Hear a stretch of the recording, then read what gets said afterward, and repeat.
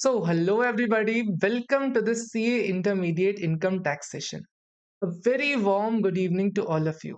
एक बार जल्दी से अपने हालचाल बता दो ताकि हम शुरुआत कर सके सर आज के दिन का very important topic that is profit and gain from business and profession.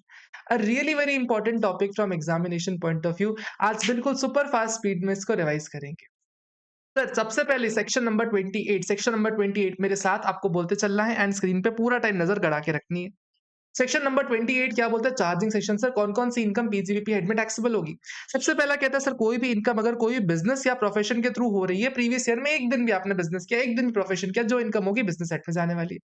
दूसरा सर कोई भी interest, salary, bonus, commission, remuneration partnership firm से अगर पार्टनर को मिल रही है तो। सर जितना पार्टनरशिप फर्म ने डिडक्शन ले लिया सर उतने का पार्टनरशिप फर्म के हाथ में एग्जेम्प्ट होता है और पार्टनर के हाथ में बिज़नेस हेड में टैक्सेबल हो जाता है। तीसरा, सर अगर कभी भी कीमत इंश्योरेंस पॉलिसी मिल रही, फॉर एग्जांपल मुकेश अंबानी के डेथ पे अगर रिलायंस को कोई कीमत इंश्योरेंस पॉलिसी मिल रही, that will be taxable under PGBP. कहते हैं अगर कोई भी को सेंट्रल गवर्नमेंट, स्टेट गवर्नमेंट के थ्रू कोई भी क्या मिल रहा है सर, सब्सिडी मिल रही, दैट इज पीजीबीपी। सर अगर बिजनेस के दौरान कोई गिफ्ट मिल रहा है, परक्विजिट मिल रहा है, बेनिफिट मिल रहा है, that will be taxable under that PGBP. भले कैश में मिल रहा हो, भले काइंड में मिल रहा हो। कार मिल रही, that is also taxable. Cash मिल रहा है, that is also taxable. Sir कभी भी अगर मैं स्टॉक इन ट्रेड को अगर कैपिटल एसेट में कन्वर्ट करता हूं तो जो कन्वर्जन की डेट की एफएमवी होती है, that will B PGBP. Sir कहता है एक्सपोर्ट इंसेंटिव्स कभी मिल रहे हैं सर, एक्सपोर्ट करने के कारण अगर मेरे को कोई कैश असिस्टेंस मिल रहा है, सरकार कुछ कैश पैसा दे रही है, सर ड्यूटी ड्रॉबैक दे रही है यानी रिफंड दे रही है, या फिर सर इंपोर्ट इंटाइटलमेंट का ऑप्शन दे रही है, सर इंपोर्ट करवाने का अधिकार दे रही है, उसको सील करके कोई इनकम हो रही है, that will be considered as PGPP. Next point कहता है सर कभी भी non competition fees. Sir for example अगर मेरे को सार्थक सर ने निकाला फास्ट से और बोला कि नहीं भैया तुम कहीं भी और नहीं पढ़ाने वाले, तो प्रोविजन कहता है that will be taxable under that PGBP. And कहता है sir not sharing any intangible asset. सार्थक सर ने बोला फास्ट के कोई पेटेंट कॉपीराइट भी शेयर नहीं करने वाले, इसके बदले लो 10 लाख रुपए रखो, that will also be taxable under that PGBP. एक पॉइंट हमने पढ़ा सर अगर कभी भी ट्रेड एसोसिएशन में मेंबर्स को कोई स्पेसिफिक सर्विसेज दे रही है, वो भी पीजीबी बन जाता है, हमारे काम के लिए नहीं बिल्कुल। सर कहते हैं अगर आप कभी भी अगर आपका बिजनेस है सर लेट आउट करना प्रॉपर्टी को, सर लेट आउट करते टाइम अगर आप कमर्शियल प्रॉपर्टीज को लेट आउट करते हो तो जो रेंट मिलता है दैट विल बी पीजीबीपी। लेकिन सर अगर आप कोई हाउस प्रॉपर्टी जो कि रेसिडेंशियल पर्पस के लिए ना, इसको अगर लेट आउट कर रहे हो ना, तो ये कभी भी पीजीबीपी में नहीं जाता, ये हमेशा हमेशा हमेशा हाउस प्रॉपर्टी में जाने वाला है। This is the amendment, this is the explanation given to section number 28। ये सब तो हो गई बेसिक बेसिक बातें चार्जिंग सेक्शन में क्या क्या आता है। सर बात करते हैं नेक्स्ट टाइप ऑफ बिजनेस की, which is speculative business. Sir कहता है कभी भी अगर आप इंट्राडे ट्रेडिंग ऑफ शेयर्स और सिक्योरिटीज करते हो या कमोडिटीज करते हो, दैट इज स्पेक्युलेटिव। सर मतलब क्या होता है? सर बिना डिलीवरी लिए सामान को बेच देना। इंट्राडेज बिना डिलीवरी लिए आप सामान को बेच देना, अगर बेच देते हो that will be considered speculative. लेकिन सर चार एक्टिविटी स्पेक्युलेटिव नहीं मानी जाती। तो कहता है कभी भी अगर आप हेजिंग कॉन्ट्रैक्ट कर रहे हो सर रॉ मटेरियल्स के लिए या फिर शेयर्स के लिए, it is not speculative. Sir forward contract कर रहे हो, सर फ्यूचर डेट के लिए कोई अभी कॉन्ट्रैक्ट करके रख रहे हो, दैट इज नॉट स्पेक्युलेटिव। तीसरा सर अगर आप रिकॉग्नाइज्ड स्टॉक एक्सचेंज में फ्यूचर एंड ऑप्शंस पे ट्रेडिंग ट्रेडिंग कर रहे हो, that is also not speculative. चौथा कहता है सर अगर आप कभी भी सर रिकॉग्नाइज्ड स्टॉक एक्सचेंज पे कमोडिटी ट्रेडिंग कर रहे हो, वो भी किसमें? और कमोडिटी ट्रेडिंग में डेरिवेटिव ट्रेडिंग कर रहे हो, जिसपे आपने सीटीटी पे कर रखा है यानी कमोडिटी ट्रांजैक्शन टैक्स पे कर रखा है। सर मैंने क्या बोला? Commodity derivative trading on recognised stock exchange, जहां पे आप सीटीटी पे करते हो। इसमें कहता है अगर एग्रीकल्चर कमोडिटीज है ना, तो इसमें सीटीटी नहीं भी पे करोगे तो भी चल जाएगा, कोई दिक्कत वाली बात नहीं। सर स्पेक्युलेटिव बिजनेस अलग से क्यों किया? सर क्योंकि अलग से करने में ना फायदा रहता है, क्योंकि इसके जो लॉसेस होते हैं ना, वो आप किसी और हेड से सेट ऑफ नहीं कर सकते। बेसिक बेसिक सी बात है सर, याद रहता है ठीक है, नहीं याद रहता कुछ भी काम का नहीं था। सर इंपॉर्टेंट सेक्शन आगे चालू होना है। तो सेक्शन नंबर 29 पीजीबीपी कैसे कंप्यूट करेंगे? सर पीजीबीपी कंप्यूट करेंगे सेक्शन 30 से लेके 43 डी के प्रोविजंस के अकॉर्डिंग। उसके अलावा सर क्या बोलते हैं सेक्शन 30 डी, कभी भी अगर आप बिल्डिंग के लिए सर रेंट पे कर रहे हो, टैक्सेस पे कर रहे हो, रेट्स पे कर रहे हो, रिपेयर्स पे कर रहे हो, इंश्योरेंस पे कर रहे हो, सर इसका डिडक्शन कैसे मिलेगा? प्रोविजन पे कहता है अगर आप कभी भी रेंट पे कर रहे हो बिल्डिंग के लिए, सर आपको अलाउड हो जाता है। लेकिन अगर आप ओनर हो और अपने आप को रेंट पे कर रहे हो ना, इट इज नॉट अलाउड। अगर ओनर हो अपने आप को रेंट दे रहे हो, it is not allowed. Sir अगर आप रेट्स और टैक्सेस पे कर रहे हो, सर रेट्स क्या होता है? सर रेट्स ऑस्ट्रेलिया अमेरिका में रेट टैक्सेस को ही बोला जाता है। प्रॉपर्टी टैक्स वगैरह पे कर रहे हो sir, it is allowed expenditure. Sir अगर रिपेयर्स का खर्चा बेयर कर रहे हो, sir revenue repairs is allowed, लेकिन कभी भी कैपिटल रिपेयर्स अलाउ नहीं होता। सर कैपिटल रिपेयर्स तो कॉस्ट ऑफ एसेट में ऐड हो जाता है ना।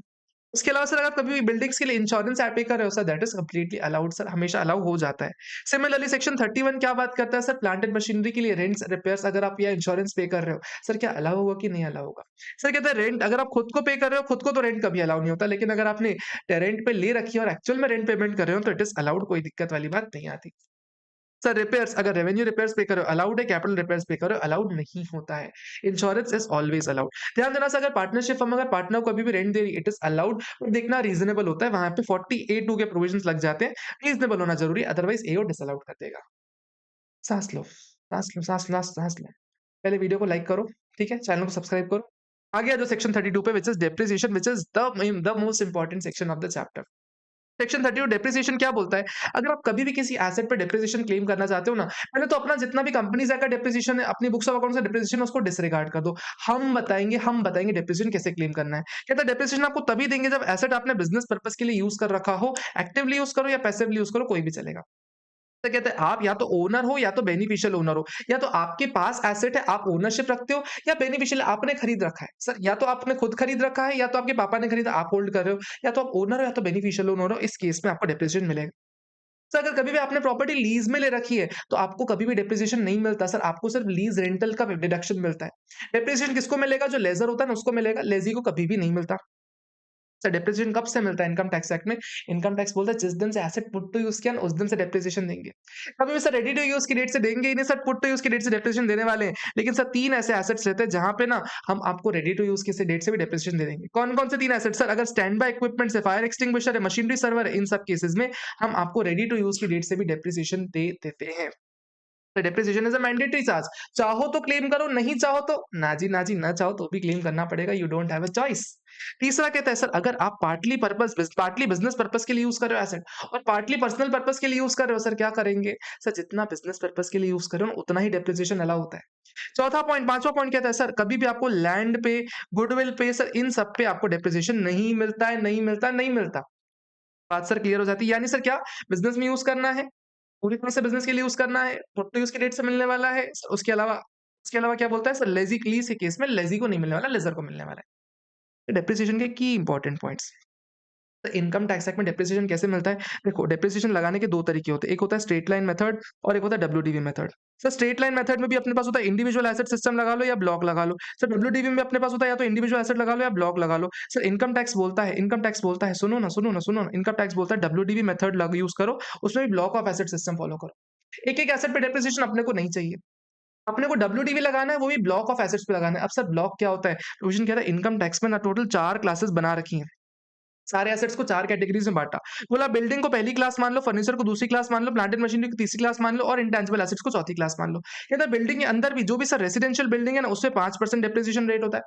बिल्डिंग के अंदर जो भी सर रेजिडेंशियल बिल्डिंग है ना, उसपे 5% डेप्रिसिएशन रेट। सर उसके अलावा सर कोई भी कमर्शियल बिल्डिंग या जनरल बिल्डिंग सर उसपे 10% डेप्रिसिएशन रेट और जो भी कच्ची-पक्की टेम्परेरी वुडन हाउसेज़ हैं, उन सब पे 40% डेप्रिसिएशन रेट। यानी सर एक क्लास के अंदर जो सेम रेट वाले एसेट्स हैं ना, वो सारे के सारे अपने एक ब्लॉक बन जाते हैं। सर मैंने क्या बोला residential building 5%, sir commercial building sir या फिर जनरल बिल्डिंग सर 10%, उसके अलावा सर टेम्परेरी हाउसेज़ कितना 40% डेप्रिसिएशन क्लेम करवाते हैं। परफेक्ट बात हो गई। सर क्लास नंबर 2 सर कौन-सा फर्नीचर, फर्नीचर के अंदर सिर्फ एक ब्लॉक, सर कितना सारे के सारे फर्नीचर सेम सेम ब्लॉक। जितने भी इलेक्ट्रिकल फिटिंग्स है, छोटे-मोटे वायर्स वगैरह लगे हुए हैं, स्विचेस लगे हुए हैं, ये सब फर्नीचर का पार्ट बनता है और उसपे डेप्रिसिएशन रेट बन जाता है 10%। इसके अलावा सर कहते हैं plant and machinery, sir plant and machinery तीसरी क्लास है, जिसके अंदर मल्टीपल रेट्स अवेलेबल है। सर क्या रेट्स अवेलेबल है? सर अगर आप एरोप्लेन्स लेना चाहते हो, एरो इंजन्स लेना चाहते हो, सर इस पे 40% डेप्रिसिएशन रेट मिलता है। कंप्यूटर या कंप्यूटर सॉफ्टवेयर सर इसपे 40% मिलेगा, ध्यान देना कभी अगर यूपीएस है, प्रिंटर है, स्कैनर है सर इस पे भी 40% डेप्रिसिएशन रेट रहता है। उसके अलावा सर अगर कोई बुक्स है एनुअल पब्लिकेशंस वाली, कोई बुक्स हैं, कुछ भी है sir 40% rate. Pollution control device लगा रखा है सर, पॉल्यूशन कंट्रोल के लिए मैंने सोलर पैनल वगैरह लगवा रखा है 40% ले लो। सर रिन्यूएबल सोलर पैनल होता है, सर रिन्यूएबल सोलर पैनल होता है या फिर सर इलेक्ट्रिक व्हीकल ले रखी है सर 40% ले लो। कोई मेडिकल इक्विपमेंट सर मैंने अपने एम्प्लॉइज़ का बीपी नापने के लिए मशीन रखी सर 40% डेप्रिसिएशन मिल जाएगा। सर ये हो गई पहला ब्लॉक। प्लांट एंड मशीनरी एक क्लास उसके अंदर पहला ब्लॉक 40% वाला। दूसरा block sir ship, vessel, speed boat sir इस पे कितना मिलेगा 20%। सर 20% मिलेगा शिप पे। Sir normal motor vehicle, oil wells, mobile phones, EPA, BX, other plant and machinery इन सब पे 15% यानी सर 3 ब्लॉक हमने पढ़े प्लांट एंड मशीनरी में। एक होता है 40% वाला, इसमें अपने को क्या लेना है कंप्यूटर वगैरह लेना है, बुक्स वगैरह लेनी है, सर एरोप्लेन्स लेने हैं। इसके अलावा सर अपने को pollution control, renewable and medical equipment. 20% में क्या लेना है सर बोट लेना है अपने को, 15% में क्या लेना है other plant and machinery. Sir इसमें मोबाइल फ़ोन इंक्लूड कर लेना, ईपीए, बीएक्स ले लेना, उसके अलावा सर ऑयल वेल ले लेना, उसके अलावा आईपैड वगैरह सब इसी में आ जाता है सर, कंप्यूटर इसमें कभी भी नहीं आता। उसके अलावा कुछ एक्स्ट्रा केसेस रहते हैं। सर प्लांट एंड मशीनरी के लिए एक्स्ट्रा केसेस क्या बोलता है सर अगर आप कोई रेगुलर बिज़नेस कर रहे हो यानी सर मेरा कपड़े वगैरह, जूते वगैरह का काम है। प्रोविज़न कहता है अगर कोई रेगुलर बिज़नेस में आप प्लांट एंड मशीनरी अगर आप कोई कार खरीद रहे हो, कोई मोटर व्हीकल खरीद रहे हो, कहता है अगर मोटर व्हीकल नॉर्मली तो आपको 15% डेप्रिसिएशन मिलेगा। नॉर्मल मोटर व्हीकल है 15% मिलेगा। लेकिन सर अगर आपने मोटर व्हीकल 30 अगस्त 2019 से लेके 31 मार्च 2020 तक आपने यूज़ कर रखी है ना, 30% डेप्रिसिएशन दे देंगे। 30% डेप्रिसिएशन डबल देंगे अगर इस पीरियड में खरीदी थी तो। यही अगर आपका कोई बिज़नेस है सर मोटर व्हीकल रेंट पे देने का, यानी सर मोटर व्हीकल आपका काम ही है मोटर व्हीकल किराए पे देने का। सर नॉर्मल तौर पे ना आपको 30% डेप्रिसिएशन दे देंगे, लेकिन अगर आपने 30th अगस्त 2019 से लेके 31st मार्च 2020 तक खरीद रखी है ना, 5% तक का डेप्रिसिएशन यहाँ दिया जाता है। सर सिमिलरली विंडमिल में भी एक स्पेशल केस है। विंडमिल बोलता है अगर मोदी सरकार के आने से पहले यानी 1/4 2014 से पहले अगर आपने कोई भी सर विंडमिल खरीद रखी है ना, उसपे 15% मिलेगा। बाद में खरीद रखी है ना, तो उसपे 40% मिल जाता है। मोदी सरकार से पहले कुल 15%, बाद में 40%, इतना डिफरेंस आ जाता है। सर इनटैंजिबल एसेट्स, सर सारे के सारे इनटैंजिबल एसेट्स पे कितना depreciation, which it is completely 25% depreciation हो जाता है। सर मुझे चाहिए या याद रखो, मुझे चाहिए याद होना चाहिए आप। सबसे पहला सर बिल्डिंग, बिल्डिंग में देखना पड़ेगा कि रेजिडेंशियल बिल्डिंग है 5%, उसके अलावा रियल बिल्डिंग है 10%, उसके अलावा सर कोई वुडन बिल्डिंग 40%, उसके अलावा सर कोई फर्नीचर 10%, कोई प्लांट एंड मशीनरी 40% में आते हैं 6 सर। सबसे पहले एरोप्लेन्स, उसके बाद कंप्यूटर, उसके अलावा बुक्स, उसके अलावा पॉल्यूशन कंट्रोल, उसके अलावा रिन्यूएबल, उसके अलावा मेडिकल इक्विपमेंट, उसके अलावा 20% में क्या आता है सर, बोट्स वगैरह आ जाती है। फिर 15% में अदर प्लांट एंड मशीनरी, फिर हमने पढ़ा बोला था एक मोटर, एक प्लांट एंड मशीनरी, फिर उसके बाद हमने देखा था विंडमिल। इतने में हमारे सारे डेप्रिसिएशन रेट्स याद हो जाते हैं। क्या याद हुआ तुमको? क्या तुमको याद हुआ? याद हुआ तो वीडियो को लाइक करो, ठीक है? याद हुआ तो वीडियो को लाइक करो। सर कहता है डेप्रिसिएशन आपको डब्ल्यूडीवी में मिलने वाला है। डब्ल्यूडीवी का मतलब क्या होता है? Sir same class of asset, यानी 4 क्लासेस थी, 4 क्लास में से कोई भी एक क्लास पकड़ लो। इसके अंदर जितने भी सेम रेट वाले हैं ना, सबको एक बाल्टी बना दो, बाल्टी के अंदर सारे एसेट्स डाल दो। सर इन पे आपको डेप्रिसिएशन ब्लॉक पे कैलकुलेट करना है। सर कहता है लेकिन पावर जनरेटिंग यूनिट्स के लिए ना एक ऑप्शन रहता है। पावर जनरेटिंग यूनिट जो है ना, पावर जनरेट कर रही है, जो डिस्ट्रीब्यूट कर रही है, इनके पास एक ऑप्शन होता है कि सर डब्ल्यूडीवी नहीं फॉलो करें। डब्ल्यूडीवी ऑन ब्लॉक ना फॉलो करके ये लोग चाहें तो सर क्या कर सकते हैं? सर इंडिविजुअल एसेट एसएलएम पे फॉलो कर सकते हैं। इनके पास चॉइस है कि चाहे तो सर फॉलो करें, चाहे तो डब्ल्यूडीवी फॉलो कर सकते हैं। सर कैसे कैलकुलेट करने वाले हो? सर आपको हर ब्लॉक के लिए अलग-अलग कैलकुलेशन करना है। कैसे करोगे सर? सबसे पहले तो ओपनिंग डब्ल्यूडीवी पकड़ोगे। ओपनिंग डब्ल्यूडीवी में जितने भी आपने न्यू एसेट्स खरीदोगे ना, वो उन सबको ऐड करोगे। सर न्यू एसेट्स को ना 3 इंस्टॉलमेंट्स में ऐड करते हैं। कहता है सर अगर आपने कोई ऐसा एक्वायर कर रखा है and put to use for 180 days और मोर, अगर आपने 182 डेज़ से ज़्यादा के लिए अगर पुट टू यूज़ 180 डेज़ से ज़्यादा के लिए पुट टू यूज़ कर रखा है ना, तो आप उसको अलग ऐड करोगे। अगर आपने सर लेस देन 180 डेज़ के लिए पुट टू यूज़ किया ना, उसको अलग ऐड करोगे, और sir not put to use किया ना, इसको अलग ऐड करोगे। सर 3 इंस्टॉलमेंट्स में आप ऐड करने वाले हो। इसमें से माइनस क्या करोगे? सेल्स प्राइस माइनस करना है, और जितने भी एसेट आपने बेचे हैं ना, उनकी सेलिंग प्राइस माइनस करना। ध्यान ना सर, डब्ल्यूडीवी माइनस नहीं करनी है अपने को, सेलिंग प्राइस माइनस करनी है। इसके अलावा सर अगर स्लम सेल में कोई एसेट दिया तो उसकी डब्ल्यूडीवी माइनस कर दो। सर इसके बाद जो फिगर आ जाता है ना, ये डब्ल्यूडीवी फॉर डेप्रिसिएशन होता है, डब्ल्यूडीवी फॉर डेप्रिसिएशन। सर इस डब्ल्यूडीवी फॉर डेप्रिसिएशन में 3 इंस्टॉलमेंट्स आती हैं। सर पहला कहता है जो नॉट पुट टू यूज़ है, नॉट पुट टू यूज़, उस पे no depreciation.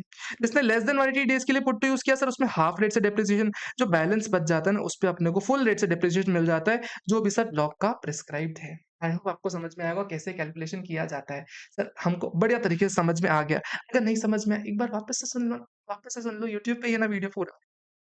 Yes sir, perfect बात समझ में आ जाती है।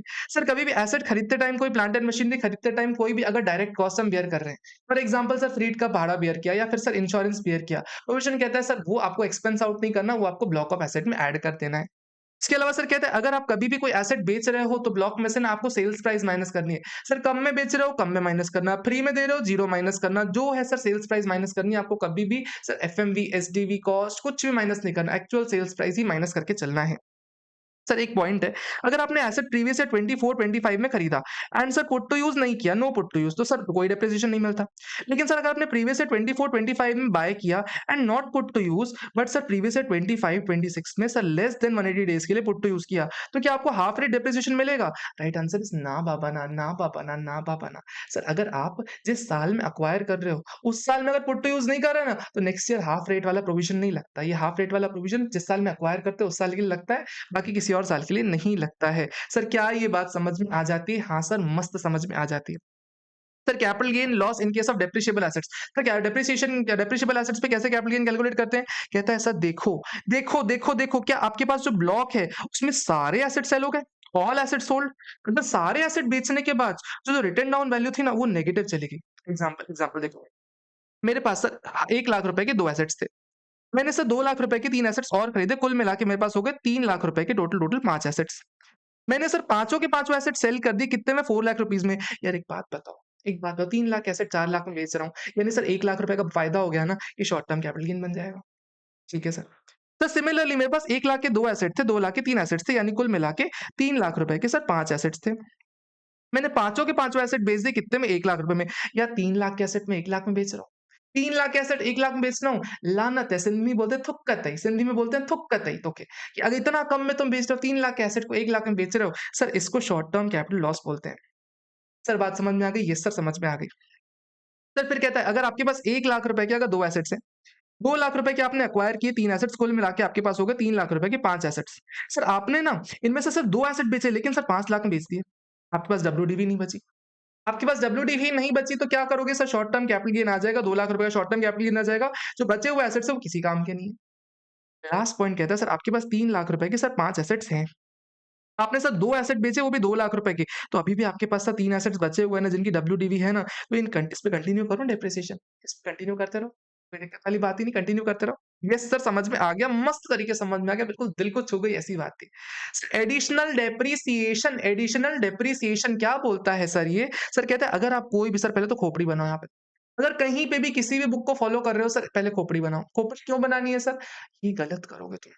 अगर तुमने ये खोपड़ी नहीं देखी गलत करोगे, पेपर में भूल जाओगे कि एडिशनल डेप्रिसिएशन भी लगाना है। बता रहा हूँ माता रानी की सौगंध है, जहाँ पढ़ रहे हो एडिशनल डेप्रिसिएशन खोपड़ी बनाओ तुम। सर समझ में आ गया। सर मैन्युफैक्चरिंग अगर कभी मैन्युफैक्चरिंग कर रहे हो या फिर production of any article any article sir कहता है सर प्रिंटिंग कर रहे हो तो भी सर मैन्युफैक्चरिंग मानेंगे। सर पब्लिकेशन का काम कर रहे हो सर वो भी मैन्युफैक्चरिंग मानेंगे। कभी जनरेशन कर रहे हो, ट्रांसमिशन कर रहे हो, डिस्ट्रीब्यूशन कर रहे हो ऑफ पावर सर आपको एडिशनल डेप्रिसिएशन दिया जाएगा। सर कितना दिया जाएगा? कहता है 20% of the new plant and machinery. जितनी भी न्यू प्लांट एंड मशीनरी है ना उसका 20% सर जिस साल में खरीदोगे उस साल में दिया जाएगा। सिंपल सी बात है क्या? हाँ सर बहुत सिंपल सी बात है।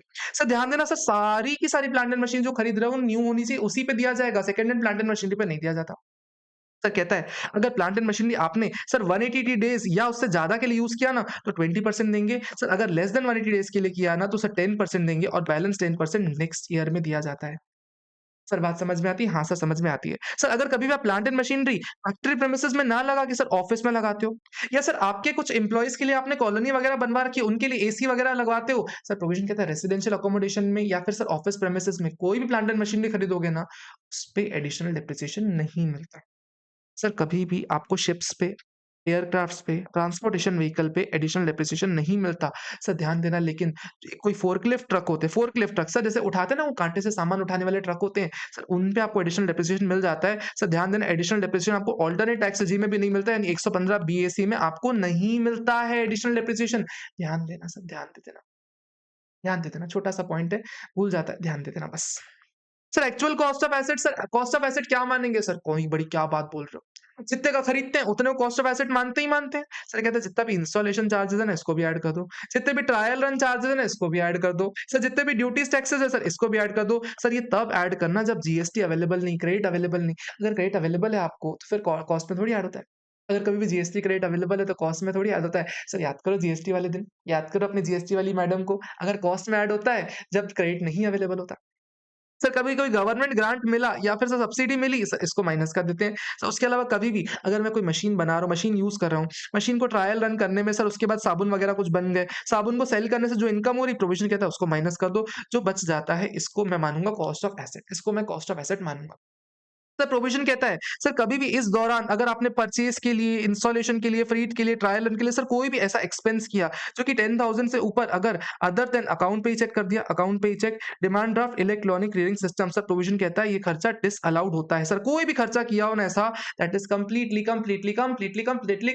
डिसअलाउड। सर बात समझ में आती है क्या? आया है कैप्टन समझ में आ जाती है। साँस लो, साँस लो, साँस लो।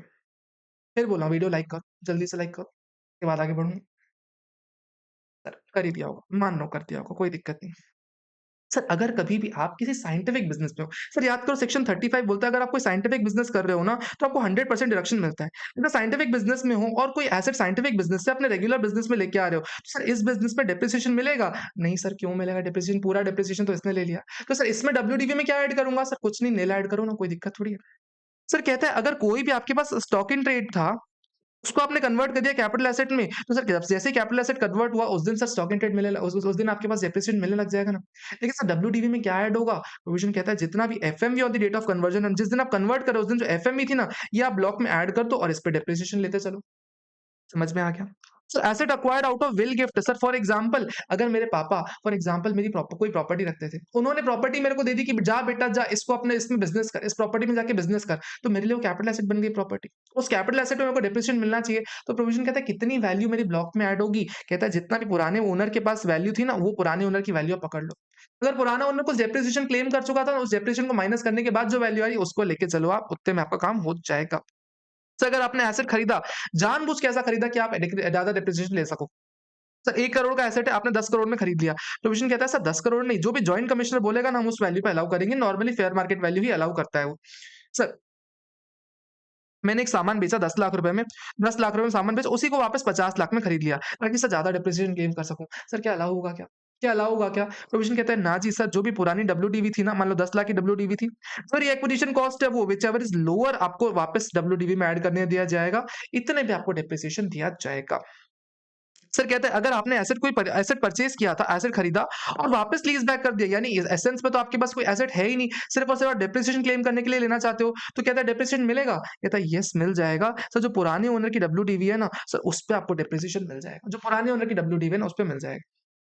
सर कभी भी अगर आपने बिल्डिंग पहले पर्सनल पर्पस के लिए यूज करते थे, अब आप बिजनेस में लेके आ गए, सर क्या डेप्रिसिएशन मिलता है? राइट आंसर यस सर मिल जाएगा। ब्लॉक में क्या ऐड होगा? प्रोविजन कहता है ब्लॉक में आप सर जो ओरिजिनल कॉस्ट था ना, माइनस सारा का सारा नोशनल डेप्रिसिएशन, यानी सर ऐसा मानो कि हर साल डेप्रिसिएशन मिलता गया है, वो डेप्रिसिएशन माइनस करोगे, जो वैल्यू आएगी ना उस वैल्यू को आप कॉस्ट में ऐड करने वाले हो।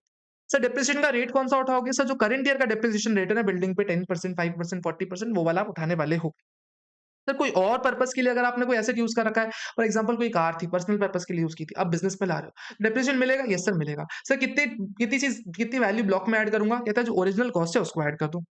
सर अगर आप कोई भी एसेट अपनी 100% सब्सिडी में ट्रांसफर कर रहे हो, सर डब्ल्यूडीवी पकड़ लो। सर अगर कभी भी अमलगमेटेड कंपनी को दे रही तब तो डब्ल्यूडीवी ले लो। सर अगर कभी भी डीमर्जर के टाइम पे डीमर्ज कंपनी रिजल्टिंग कंपनी को दे रही तो भी ले लो। सर कहता है अगर आप कभी बोरोड फंड से कोई एसेट खरीद रहे हो, याद करो वो दिन अपने अकाउंट्स वाले मास्टर की भाषा। सर अगर कभी भी एसेट हम पुट टू यूज़ करते, अगर रेडी टू यूज़ की डेट तक का, रेडी टू यूज़ तक की डेट का जितना भी इंटरेस्ट होता था सर वो कॉस्ट ऑफ एसेट में ऐड होता था और उसके बाद वाला पी&एल में जाता था। सिमिलरली इनकम टैक्स भी कहता है, बस इनकम टैक्स कहता है पुट टू यूज़ तक की डेट का जितना भी इंटरेस्ट है ना, ये सब कॉस्ट ऑफ एसेट में ऐड होता है और बाकी सारा का सारा पी&एल में चला जाता है। बात समझ में आती है क्या? हाँ सर, मस्त रूप से समझ में आ जाती है, मस्त समझ में आ जाती है। सर कभी भी अगर आपका कोई सा स्पेसिफाइड बिजनेस है, सेक्शन 35 का स्पेसिफाइड बिजनेस है, प्रोविजन कहता है 35 एडी का कहता है अगर वहां से कोई एसेट अगर आप लेके आते हो ना इस बिजनेस में 8 साल के अंदर, सर 8 साल के बाद आफ्टर 8 इयर्स, तो सर उसकी वैल्यू निल लेनी पड़ती है। 8 साल के अंदर लेके आ गए तो बाद में देखेंगे, बाद में देख लेंगे ना। सर कभी भी अगर कोई जीएसटी कस्टम आप पे करके आ गए हो, प्रोविजन कहता है अगर क्रेडिट अवेलेबल नहीं है उस जीएसटी का तो कॉस्ट ऑफ एसेट में ऐड कर दो, क्रेडिट अवेलेबल है तो कॉस्ट ऑफ एसेट में कभी ऐड नहीं होता।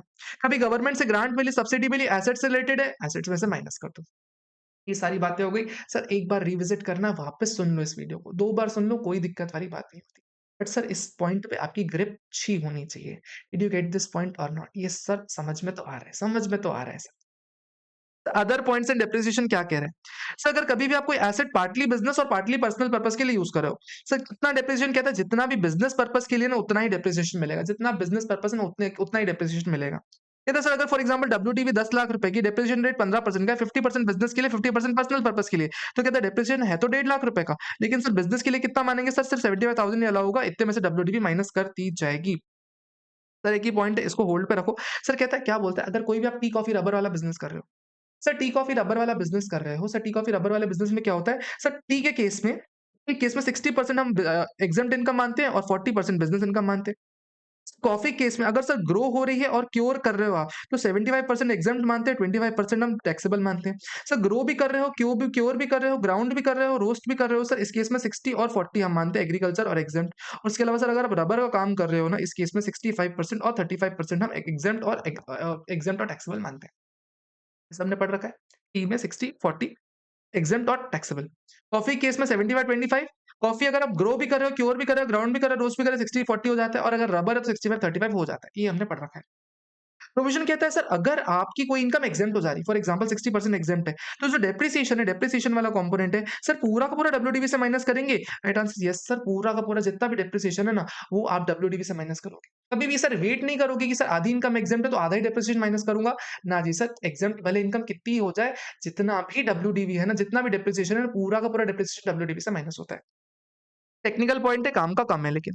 सर अगर कभी मैंने एसेट फॉरेन करेंसी में खरीदा, फॉर एग्ज़ाम्पल सर 1 जनवरी 2025 को मैंने एसेट खरीदा कितने में? $10,000 में। उस टाइम पे डॉलर की रेट थी ₹80 की। सर क्या वैल्यू हो गई सर 31 मार्च 2025 को जब पेमेंट करने की बारी आई तब डॉलर की रेट हो गई कितनी? ₹85 डॉलर हो गया। सर अब जो एक बात बताओ, जब मैंने रिकॉर्ड किया होगा तब मैंने ₹8,00,000 में रिकॉर्ड किया है। अब जब पेमेंट करने जा रहा हूँ सर ₹8,50,000 का पेमेंट कर रहा हूँ, तो जो ₹50,000 का सर मेरे को एक्स्ट्रा पेमेंट करना पड़ा या जो मेरे को लॉस हो गया सर, इसका क्या करूँगा? प्रोविज़न कहता है सर ब्लॉक में से एडजस्ट किया जाता है। इसको ब्लॉक में ऐड कर देंगे। लॉस को ब्लॉक में ऐड कर देंगे, कोई भी फ़ायदा है इसको माइनस कर दिया जाता है। बताओ सर अगर कोई भी लॉस ऐड कर दो, प्रॉफ़िट है तो माइनस कर दो। समझ में आती है क्या? हाँ सर, बात समझ में आ जाती है। सर कभी भी अगर अमलगमेशन हो रहा है, डीमर्जर हो रहा है, कन्वर्जन हो रहा है, सक्सेशन हो रहा है, क्या करेंगे? कहता है सर कभी भी अगर कोई अमलगमेशन हो रहा है, फॉर एग्ज़ाम्पल साइन लिमिटेड है, शीडी लिमिटेड में जाके मर्ज हो गई। सर प्रोविज़न कहता है सर पहली बात तो साइन लिमिटेड में आप डेप्रिसिएशन कैलकुलेट कर लो एज़ इफ कोई मर्जर हुआ ही नहीं है। नो मर्जर, सर कोई मर्जर नहीं हुआ ऐसे डेप्रिसिएशन कैलकुलेट करो। फिर जितना डेप्रिसिएशन निकल रहा है ना, उसको पर asset wise sir number of days used in sign limited, number of days used in CD limited के हिसाब से आप कर लो। इससे रिलेटेड क्वेश्चन आंसर्स भी क्वेश्चन बैंक में आप उसको देखोगे आराम से आपको समझ में आ जाएगा। सर जिस दिन जितने दिन एसेट आपने साइन लिमिटेड में यूज़ किया और जितने दिन एसेट आपने शीडी लिमिटेड में यूज़ किया सर नंबर ऑफ डेज़ के बेसिस पे आप एलोकेशन कर दोगे, आपका प्रॉपर तरीके से मस्त रूप से कैलकुलेशन आ जाएगा। उसके अलावा सर अगर आप कभी भी कोई पावर जनरेटिंग बिज़नेस में काम कर रहे हो, सर पावर जनरेटिंग बिज़नेस के लिए हमने एक चीज़ पढ़ी थी। हमने एक स्पेशल चीज़ पढ़ी थी कि सर पावर जनरेटिंग यूनिट के पास डब्ल्यूडीवी ना फॉलो करके ना एसएलएम मेथड फॉलो करने का ऑप्शन रहता है, वो भी सिंगल एसेट सिस्टम पे, इंडिविजुअल एसेट सिस्टम पे। सर डब्ल्यूडीवी फॉलो करेगा तो जो ऊपर पढ़ लिया वो सब चलेगा। लेकिन सर अगर एसएलएम फॉलो कर रहे हो तो कुछ बातों का ध्यान देना पड़ेगा। सर क्या बातों का ध्यान देना है?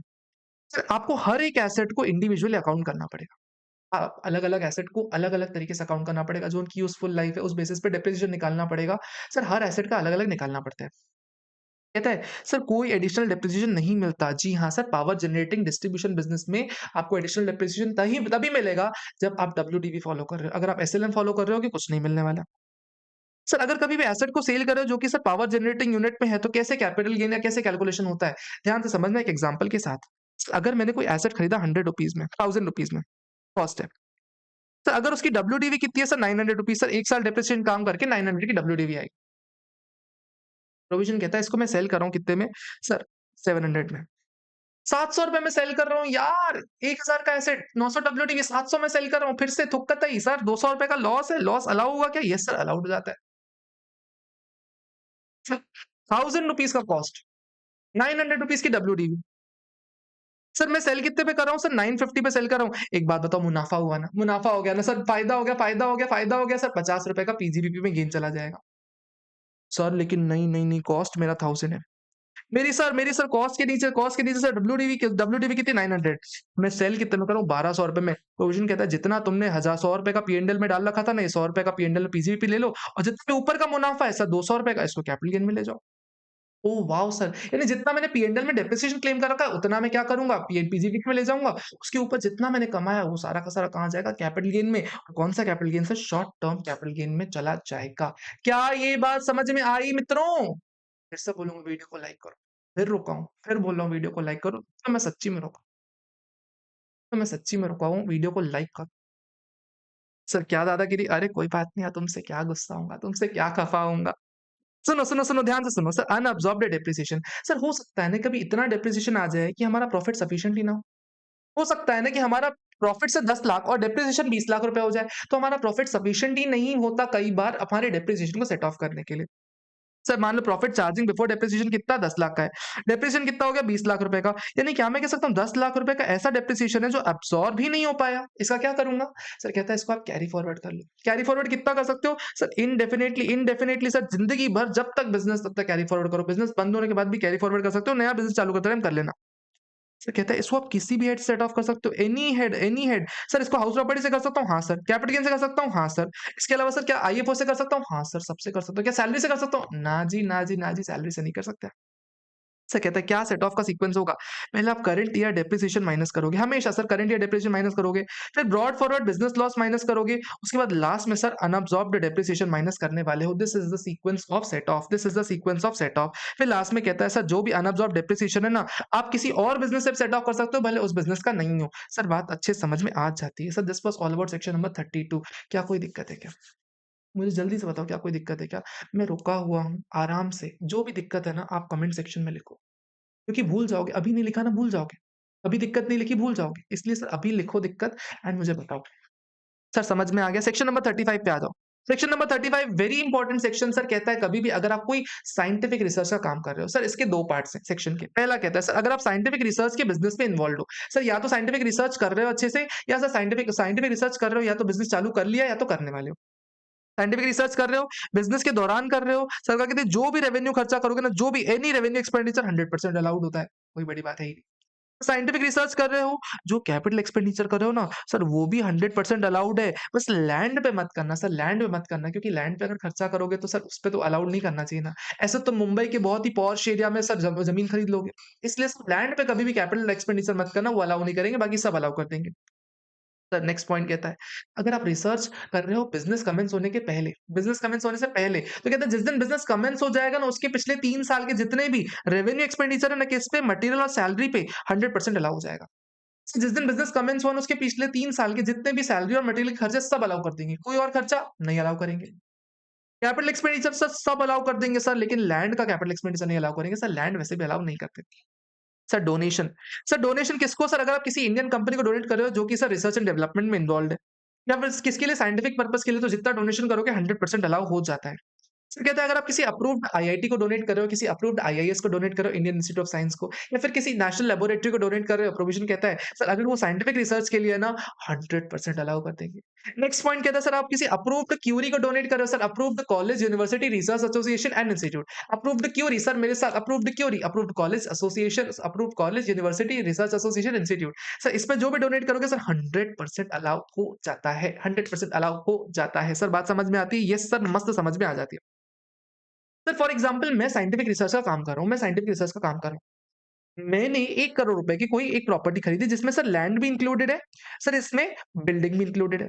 प्रोविज़न कहता है सर बिल्डिंग कंपोनेंट पे आपको डिडक्शन मिल जाता है, 100% मिल जाएगा, लेकिन लैंड पे नहीं मिलता। तो बाइफरकेट कैसे करोगे कि इसका कितना बिल्डिंग कितना लैंड का है? बोलता है सर एफएमवी पकड़ लो, एफएमवी ऑफ लैंड पकड़ लो उस एरिया में और एफएमवी ऑफ बिल्डिंग पकड़ लो उस एरिया में, एफएमवी ऑफ बिल्डिंग पकड़ लो आराम से। इसमें आपका डिवीजन हो जाएगा। कोई बात नहीं सर। सर कभी भी अगर आपने सेक्शन 35 में किसी भी एसेट पे कोई डिडक्शन ले लिया, क्या डिप्रिसिएशन मिलेगा? ना जी सर, डिप्रिसिएशन दोबारा क्यों देंगे तुमको? सर अगर कभी भी कोई खर्चा सेक्शन 35 में अनअब्सॉर्ब्ड रह गया, सर फॉर एग्जांपल अगर मेरा प्रॉफिट सर 10 लाख रुपए का था और सेक्शन 35 का मेरा डिप्रिसिएशन खर्चा मिला के सर 20 लाख का हो गया। सर मेरे पास अनअब्सॉर्ब्ड एक्सपेंडिचर पड़ा हुआ है, इसका क्या करूँगा? सर इसको कैरी फॉरवर्ड करो ना। इसको कैरी फॉरवर्ड करो, आजीवन कैरी फॉरवर्ड करो। सर किसी भी हेड सेट ऑफ करो। सर सैलरी को छोड़ के सब हेड से सेट ऑफ अलाउड है। सब हेड सेट ऑफ अलाउड है। सर कहता है अगर मैंने किसी ऑर्गेनाइजेशन को डोनेट किया, किसी कंपनी को डोनेट किया, वो साइंटिफिक में थी, आगे चल के उसका डोनेशन रिवोक हो गया, उसका स्टेटस रिवोक हो गया, वो कंपनी बंद हो गई, फिर क्या करूँगा? क्या डिडक्शन मिलेगा? सर आराम से मिल जाएगा, कोई दिक्कत नहीं है। Important point sir important point अगर आप कभी भी कोई भी ऐसा एसेट बेच रहे हो जिसपे 100% डिडक्शन आपने क्लेम कर दिया है ना, तो कहते हैं जितना भी सेल्स अमाउंट है वो या जितना भी डिडक्शन क्लेम्ड अर्लियर है वो, सर ये पीजीबीपी में टैक्सेबल होता है, whichever is lower sir PGBP में टैक्सेबल होता है। पीजीपी में टैक्सेबल होता है। सर फॉर एग्ज़ाम्पल अगर मैंने 10 करोड़ का एसेट खरीदा था, 10 करोड़ का एसेट खरीदा था, ठीक है? डिडक्शन में 10 करोड़ लिया होगा ये बाय कॉस्ट है, ये डिडक्शन है। सर 10 करोड़ के एसेट को अगर मैं 5 करोड़ में बेच रहा हूँ, सर कितना बनेगा? सर 5 करोड़ रुपए का मेरा टैक्सेबल करवा दिया जाएगा। 10 करोड़ में बेच रहा हूँ, 10 करोड़ टैक्सेबल करवा दिया जाएगा। 12 करोड़ बेच रहा हूँ, 10 करोड़ पीजीपी में टैक्सेबल करवाया जाएगा, 2 करोड़ जो ऊपर का है ना, ये कैपिटल गेन में करवाया जाएगा। समझ में नहीं आया? वापस सुनो इस पॉइंट को, वापस से सुनना इस पॉइंट को। यानी सर डिडक्शन क्लेम्ड अर्लियर और sales price whichever is lower PGP में टैक्सेबल करवाया जाता है। अगर कॉस्ट क्लेम्ड से भी ज़्यादा मैं बेच रहा हूँ, तो फिर तो कैपिटल गेन में जाता है ना? सर समझ में आ गई, मस्त समझ में आ गई। Section 35 sir specified businesses sir ऐसे बिज़नेसेस जहाँ पे जो कैपेक्स करोगे सर 100% डिडक्शन मिलता है। सर कितना? सर 100% प्रॉपर डिडक्शन मिलेगा सर, लेकिन ध्यान देना कभी लैंड पे नहीं मिलने वाला। कोई ज़मीन खरीदोगे नहीं मिलेगा। गुडविल खरीदोगे उस पे भी नहीं मिलेगा सर, कोई फाइनेंशियल इंस्ट्रूमेंट खरीदोगे उस पे भी नहीं मिलने वाला है। लैंड पे भी नहीं मिलेगा, बिल्डिंग पे भी नहीं मिलेगा, कोई फाइनेंशियल इंस्ट्रूमेंट्स पे भी नहीं मिलने वाला। फाइनेंशियल इंस्ट्रूमेंट्स क्या? सर शेयर्स वगैरह खरीद लो और बोलो इनमें डिडक्शन चाहिए, नहीं देने वाले, मना कर देंगे। सर कहता है अगर कभी भी आपने बिज़नेस चालू करने से पहले अगर कोई कैपिटल एक्सपेंडिचर कर दिया, बिज़नेस चालू करने से पहले कोई कैपेक्स कर दिया, प्रोविज़न कहता है सर जिस साल में बिज़नेस चालू करोगे उस साल में डिडक्शन दे देंगे। कोई दिक्कत नहीं। सर 14 बिज़नेसेस हैं, डेट याद करने की ज़रूरत नहीं लेकिन 14 बिज़नेसेस याद करने की ज़रूरत है। सर मेरे साथ में सबसे पहले सर कोल्ड चेन फैसिलिटी चालू की हमने। दूसरा sir warehousing of agriculture produce, sir agriculture produce गेहूँ, आटा ये सब अगर गेहूँ वगैरह हो गया, पल्सेस हो गए, इन सब की वेयर हाउसिंग। सर क्या एडिबल ऑयल एग्रीकल्चर प्रोड्यूस होता है? ना जी सर, ना जी। क्वेश्चन पूछेगा आपसे और बोलेगा एग्रीकल्चर प्रोड्यूस होता है क्या एडिबल ऑयल? आपको मना करना है। तीसरा कहता है सर अगर आप क्रॉस कंट्री पाइपलाइन लगा रहे हो for the transportation of natural oil, natural gas and petroleum, एक देश से दूसरे देश में नेचुरल गैस और पेट्रोलियम को ट्रांसफर करने की पाइपलाइन लगा रहे हो, सरकार कहती है इस पे भी 100% रिडक्शन दे देंगे।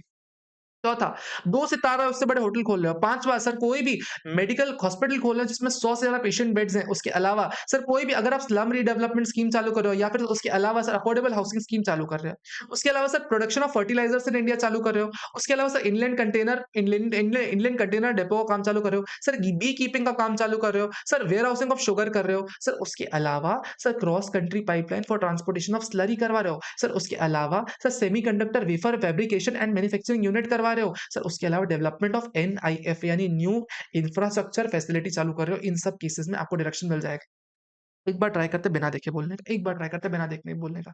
सबसे पहला सर कोल्ड चेन फैसिलिटी, दूसरा sir warehouse of agriculture produce, तीसरा सर कौन सा था cross country pipeline for transportation of natural oil, चौथा सर 100 प्लस पेशेंट बेड वाला हॉस्पिटल, 2 सितारा है उससे बड़ा कोई होटल। उसके अलावा सर 6 वाला कौन सा था? सर 6 वाला था अफोर्डेबल हाउसिंग स्कीम। 7वां कौन सा था? Sir slum redevelopment. 7 तो बड़े सिंपल से थे। एक साथ देखते हैं। सर अगर मैं फर्टिलाइज़र काम कर रहा हूँ, हाँ, हाँ। शुगर का काम कर रहा हूँ, परफेक्ट। उसके अलावा सर इनलैंड कंटेनर या डिपो का काम कर रहा हूँ, perfect, perfect. Sir slurry pipeline का काम कर रहा हूँ, perfect. Sir semiconductor wafer fabrication and manufacturing, yes sir. Sir sugar का काम कर रहा हूँ, sir it is allowed. Sir beekeeping कर रहा हूँ, sir it is allowed. Last में कहता है एनआईएच, न्यू इंफ्रा फैसिलिटीज़ अगर कर रहा हूँ, ये सब अलाउड हो जाता है। मुझे याद होगा, आपको भी याद हो जाएँगे। सर प्लांट एंड मशीनरी कभी भी इस बिज़नेस में खरीदोगे ना तो न्यू खरीदने वाले हो। न्यू में से सर कितना old plant and machinery sir old old अगर अगर कोई भी इम्पोर्टेड प्लांट एंड मशीनरी है तो हम इसको न्यू मान लेंगे। और सर अगर आप सेकंड हैंड खरीदना चाहते हो तो सेकंड हैंड 20% खरीद सकते हो। यानी अगर 100 करोड़ की प्लांट एंड मशीनरी खरीद रहे हो तो उसमें से 20 करोड़ सेकंड हैंड चल जाती हैं और सर जो 80 करोड़ है सर ये न्यू होनी चाहिए। लेकिन अगर न्यू नहीं खरीद के आप इम्पोर्टेड खरीद रहे हो तो अगर इम्पोर्टेड सेकंड हैंड है तो भी चल जाती हैं। सर कभी भी कोई एक्जिस्टिंग बिज़नेस है, उसको स्प्लिट ऑफ कर रहे हो और ये 35 में डिडक्शन क्लेम करना चाह रहे हो, सरकार नहीं देगी। सर कहते हैं अगर आप कभी भी कोई भी खर्चा पे कर रहे हो 10,000 के ऊपर, सर तो ध्यान देना अकाउंट पे ही चेक से करना, डिमांड ड्राफ्ट से करना, इलेक्ट्रॉनिक क्लियरिंग सिस्टम से करना, अदरवाइज़ खर्चे का डिडक्शन नहीं मिलने वाला।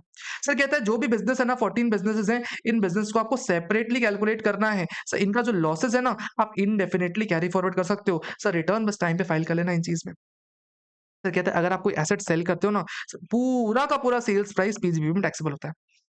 जितने में सेल कर रहे हो ना पूरा का पूरा पीजीबीपी हेड में टैक्सेबल हो जाता है।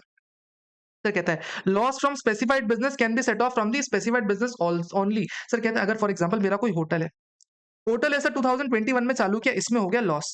सर ये स्पेसिफाइड बिजनेस है, उस पर डिडक्शन मिलता है। दूसरा मेरे पास एक होटल है सर 3 स्टार होटल है। सर ये 1991 में चालू हुआ है तो ये भी स्पेसिफाइड बिजनेस, लेकिन sir this is not eligible for deduction क्योंकि सर लेट नहीं पहले चालू हो गया था। ठीक है, इसका लॉस सेट ऑफ कर सकता हूँ? राइट आंसर यस सर कर सकता हूँ। एक स्पेसिफाइड बिज़नेस का दूसरे स्पेसिफाइड बिज़नेस सेट ऑफ कर सकता हूँ। सर भले इनमें से कोई भी एलिजिबल फॉर डिडक्शन हो या ना हो। But this point yes sir समझ में आ गया, मस्त समझ में आ गया। डाउट आता है कमेंट सेक्शन में लिखना, आई एम ऑलवेज देयर। तो उसके अलावा कहता है अगर आप कोई भी 35 एडी का डिडक्शन क्लेम कर रहे हो ना तो आप चैप्टर 6 ए का पार्ट सी वाला डिडक्शन नहीं क्लेम कर सकते। यानी सर 80 डबल से डबल है, याद है आपको? 80 सर क्यू भी याद है? Sir Q equality quality books पे royalty, sir 80 RRB, sir 80 double से डबल है, जाओ जाओ और आदमी लेके आओ। सर ये सब सेक्शंस थे, याद करने थे अपने को। इन सेक्शंस पे डिडक्शन क्लेम कर रहे हो ना सर, सॉरी 35 एडी क्लेम कर रहे हो ना तो ये चैप्टर 6 से पार्ट सी का नहीं मिलेगा। या 10 डबल है सर, एसइजेड वाले डिडक्शंस आपको नहीं मिलते। सर कहता है अगर आप कभी भी cross country pipeline for natural gas and petroleum चालू कर रहे हो तो कहता है सर इतनी बड़ी पाइपलाइन लगा रहे हो, थोड़ा सा कुछ हिस्सा दूसरों को भी दे देना। अगर आप रिलायंस हो थोड़ी सी पाइपलाइन लगा रहे हो, थोड़ा सा हिस्सा दूसरे को दे देना।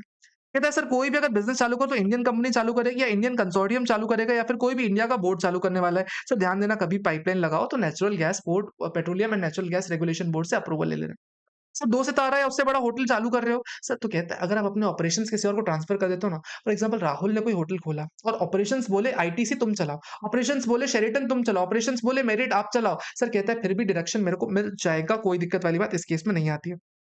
सर न्यू इंफ्रा फैसिलिटी कभी भी चालू कर रहे हो ना, तो कहता है सर ये इंडियन कंपनी द्वारा चालू की जानी चाहिए। Sir central government, state government, local authority से अप्रूव्ड होना चाहिए। सर ध्यान देना सर एनआईएफ होता क्या है? एनआईएफ होता क्या है? बहुत ही ब्रॉड डेफिनिशन है। कहता है टोल रोड बनाओ, ब्रिज बनाओ, रेलवे सिस्टम बनाओ, highway project, housing project, related activities, water supply, water treatment, irrigation, sanitation, sea waste, solid waste management, port, airport, sir inland waterways, sir ये सब बड़े इंफ्रा फैसिलिटीज हमारे एनआईएफ कहलाते हैं। समझ में आती है सर? मस्त समझ में आ जाती है। फिर बात करता है सर अगर कभी भी आपने सर स्पेसिफाइड बिजनेस से एसेट ट्रांसफर कर दिया कोई एसेट जिसमें 100% डिडक्शन क्लेम किया था उसको ट्रांसफर किया। सर कहाँ ट्रांसफर किया? सर आपने या तो उसको सेल कर दिया। प्रोविज़न कहता है जितना भी सेल करते टाइम आपको जो पैसा मिलता है ना, मनी मिलता है ना, दैट विल बी टैक्सेबल। जितना भी सेल किया money will be taxable. Perfect बात है। सर सेल नहीं, सर डिस्ट्रॉय हो गया, इंश्योरेंस मिला, जो इंश्योरेंस मिला that will be taxable. Sir अगर आपने स्पेसिफाइड बिज़नेस से स्पेसिफाइड बिज़नेस में ट्रांसफर कर दिया, सर कोई ट्रीटमेंट नहीं, कोई हर्जा नहीं, आराम से, कोई दिक्कत नहीं है। सर लेकिन अगर स्पेसिफाइड बिज़नेस था, होटल का बिज़नेस था, सर इससे आपने अपने गारमेंट्स के बिज़नेस में ले लिया, सर यहाँ तो डिडक्शन क्लेम कर रखा था ना, प्रोविज़न कहता है सर इस केस पे कोई टैक्सेबिलिटी आएगी।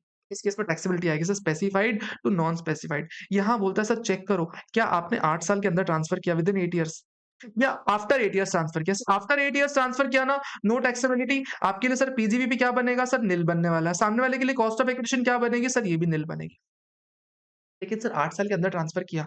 सर तो बोलता है डिडक्शन क्लेम्ड अर्लियर पकड़ो। आपने अगर मान लो 10 लाख का एसेट खरीदा था, 10 लाख की डिडक्शन क्लेम की।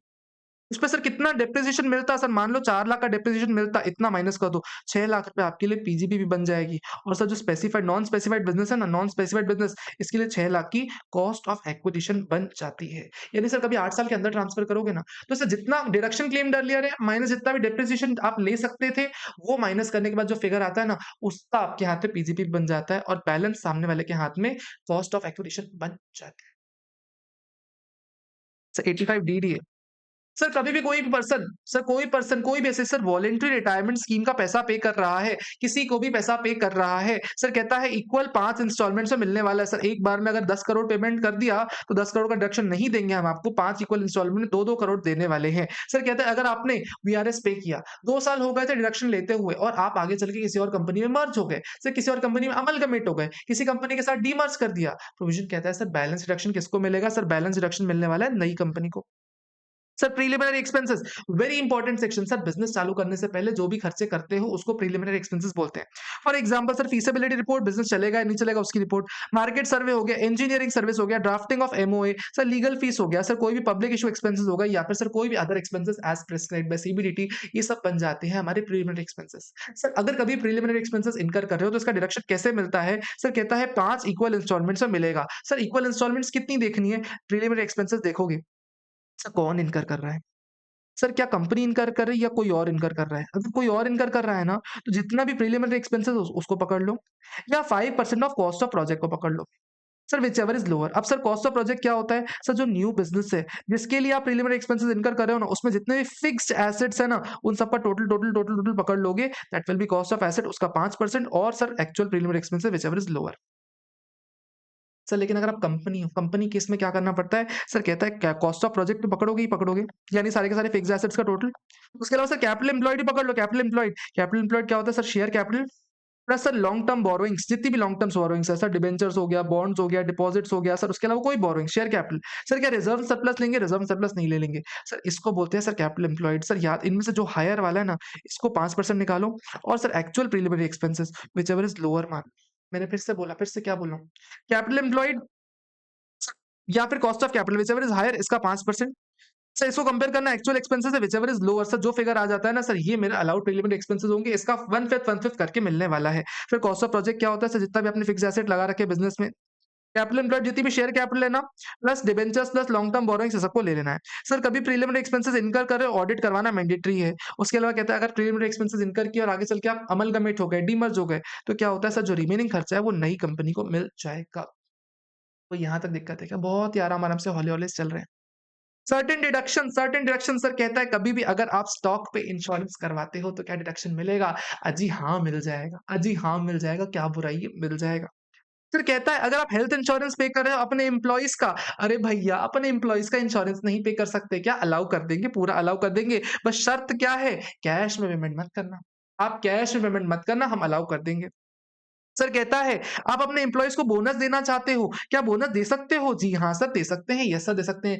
जितना बोनस सर 100% ऑफ प्रॉफिट? हाँ सर, दे सकते हो। 200% ऑफ प्रॉफिट? हाँ, दे सकते हो। सर कहता है जितना बोनस देना है सब दे दो, बस ध्यान दे देना सेक्शन 43 बी का कंप्लायंस कर लेना। ये क्या बोलती है? सर आरओआई तक पेमेंट कर देना। आरओआई की ड्यू डेट तक सर पेमेंट कर देना बोनस का, हम अलाउ कर देंगे खर्चा, पूरा अलाउ कर देंगे। Interest on loan. सर कहता है अगर आप कभी भी कोई डेप्रिशिएबल एसेट पे सर इंटरेस्ट पेमेंट कर रहे हो ना, तो जितना पुट टू यूज़ तक की डेट तक का इंटरेस्ट है ना, उसको सर आप कॉस्ट ऑफ एसेट में ऐड कर दो। लेकिन सर अगर आफ्टर पुट टू यूज़ तक की डेट का इंटरेस्ट पेमेंट कर रहे हो ना, सेक्शन 36 में उसको थर्ड सेक्शन 36 में उसको सर अलाउ किया जाएगा, यानी सर पी-एंड-एल में मिल जाएगा खर्चा। पुट टू यूज़ से पहले क्या कॉस्ट ऑफ एसेट में बाद का खर्चा अलाउड खर्चा। कोई भी और इंटरेस्ट ऑन लोन है, कोई भी और इंटरेस्ट ऑन लोन है सर इट इज़ अलाउड, कोई दिक्कत नहीं। सर लेकिन ध्यान देना सर कभी भी अगर बैंक को, पीएफआई को यानी public financial institution, state financial corporation, state industrial corporation, non banking finance companies या फिर सर इनको अगर कभी भी आप इंटरेस्ट का पेमेंट कर रहे हो ना, ध्यान देना सर 43 बी का कंप्लायंस कर लेना, यानी sir due date of ROI तक पेमेंट कर देना। आरओआई तक पेमेंट कर देना अदरवाइज़ खर्चा डिसअलाउ कर देंगे। सर कभी भी कहते हैं इनकम टैक्स के लिए अगर आप लोन ले रहे हो, इनकम टैक्स पेमेंट के लिए लोन ले रहे हो, टीडीएस पेमेंट के लिए लोन ले रहे हो, sir it is never allowed because ये सारे के सारे पर्सनल खर्चे हैं। पर्सोनल खर्चे हैं, it is not allowed. Sir next point कहता है sir zero coupon bond. Sir zero coupon bond क्या होता है? भई मैं तुम्हारे लिए तेज़ चल रहा हूँ। मुझे पता है कि तुमको स्लो रिविज़न नहीं पसंद आते, इसलिए तेज़ चल रहा हूँ। बट डज़ दैट मीन कि तुम ऐसे बैठ के देखने वाले हो? थोड़ा-सा तो थोड़ा-सा तो इज़्ज़त कर लो इस रिविज़न की। यहाँ दर्द होता है बोलने में, यहाँ पे भी दर्द होगा सुनने में। बहुत सारी चीज़ें बहुत कम टाइम में बोल रहा हूँ, थोड़ा-सा इज़्ज़त से सुनो, तुम्हारे लिए करवा रहा हूँ, ठीक है? ठीक है, ठीक है। स्क्रिबल करते चलो, साथ में सुनते चलो, जो बुक जहाँ से फ़ॉलो कर रहे हो, फ़ॉलो करते चलो।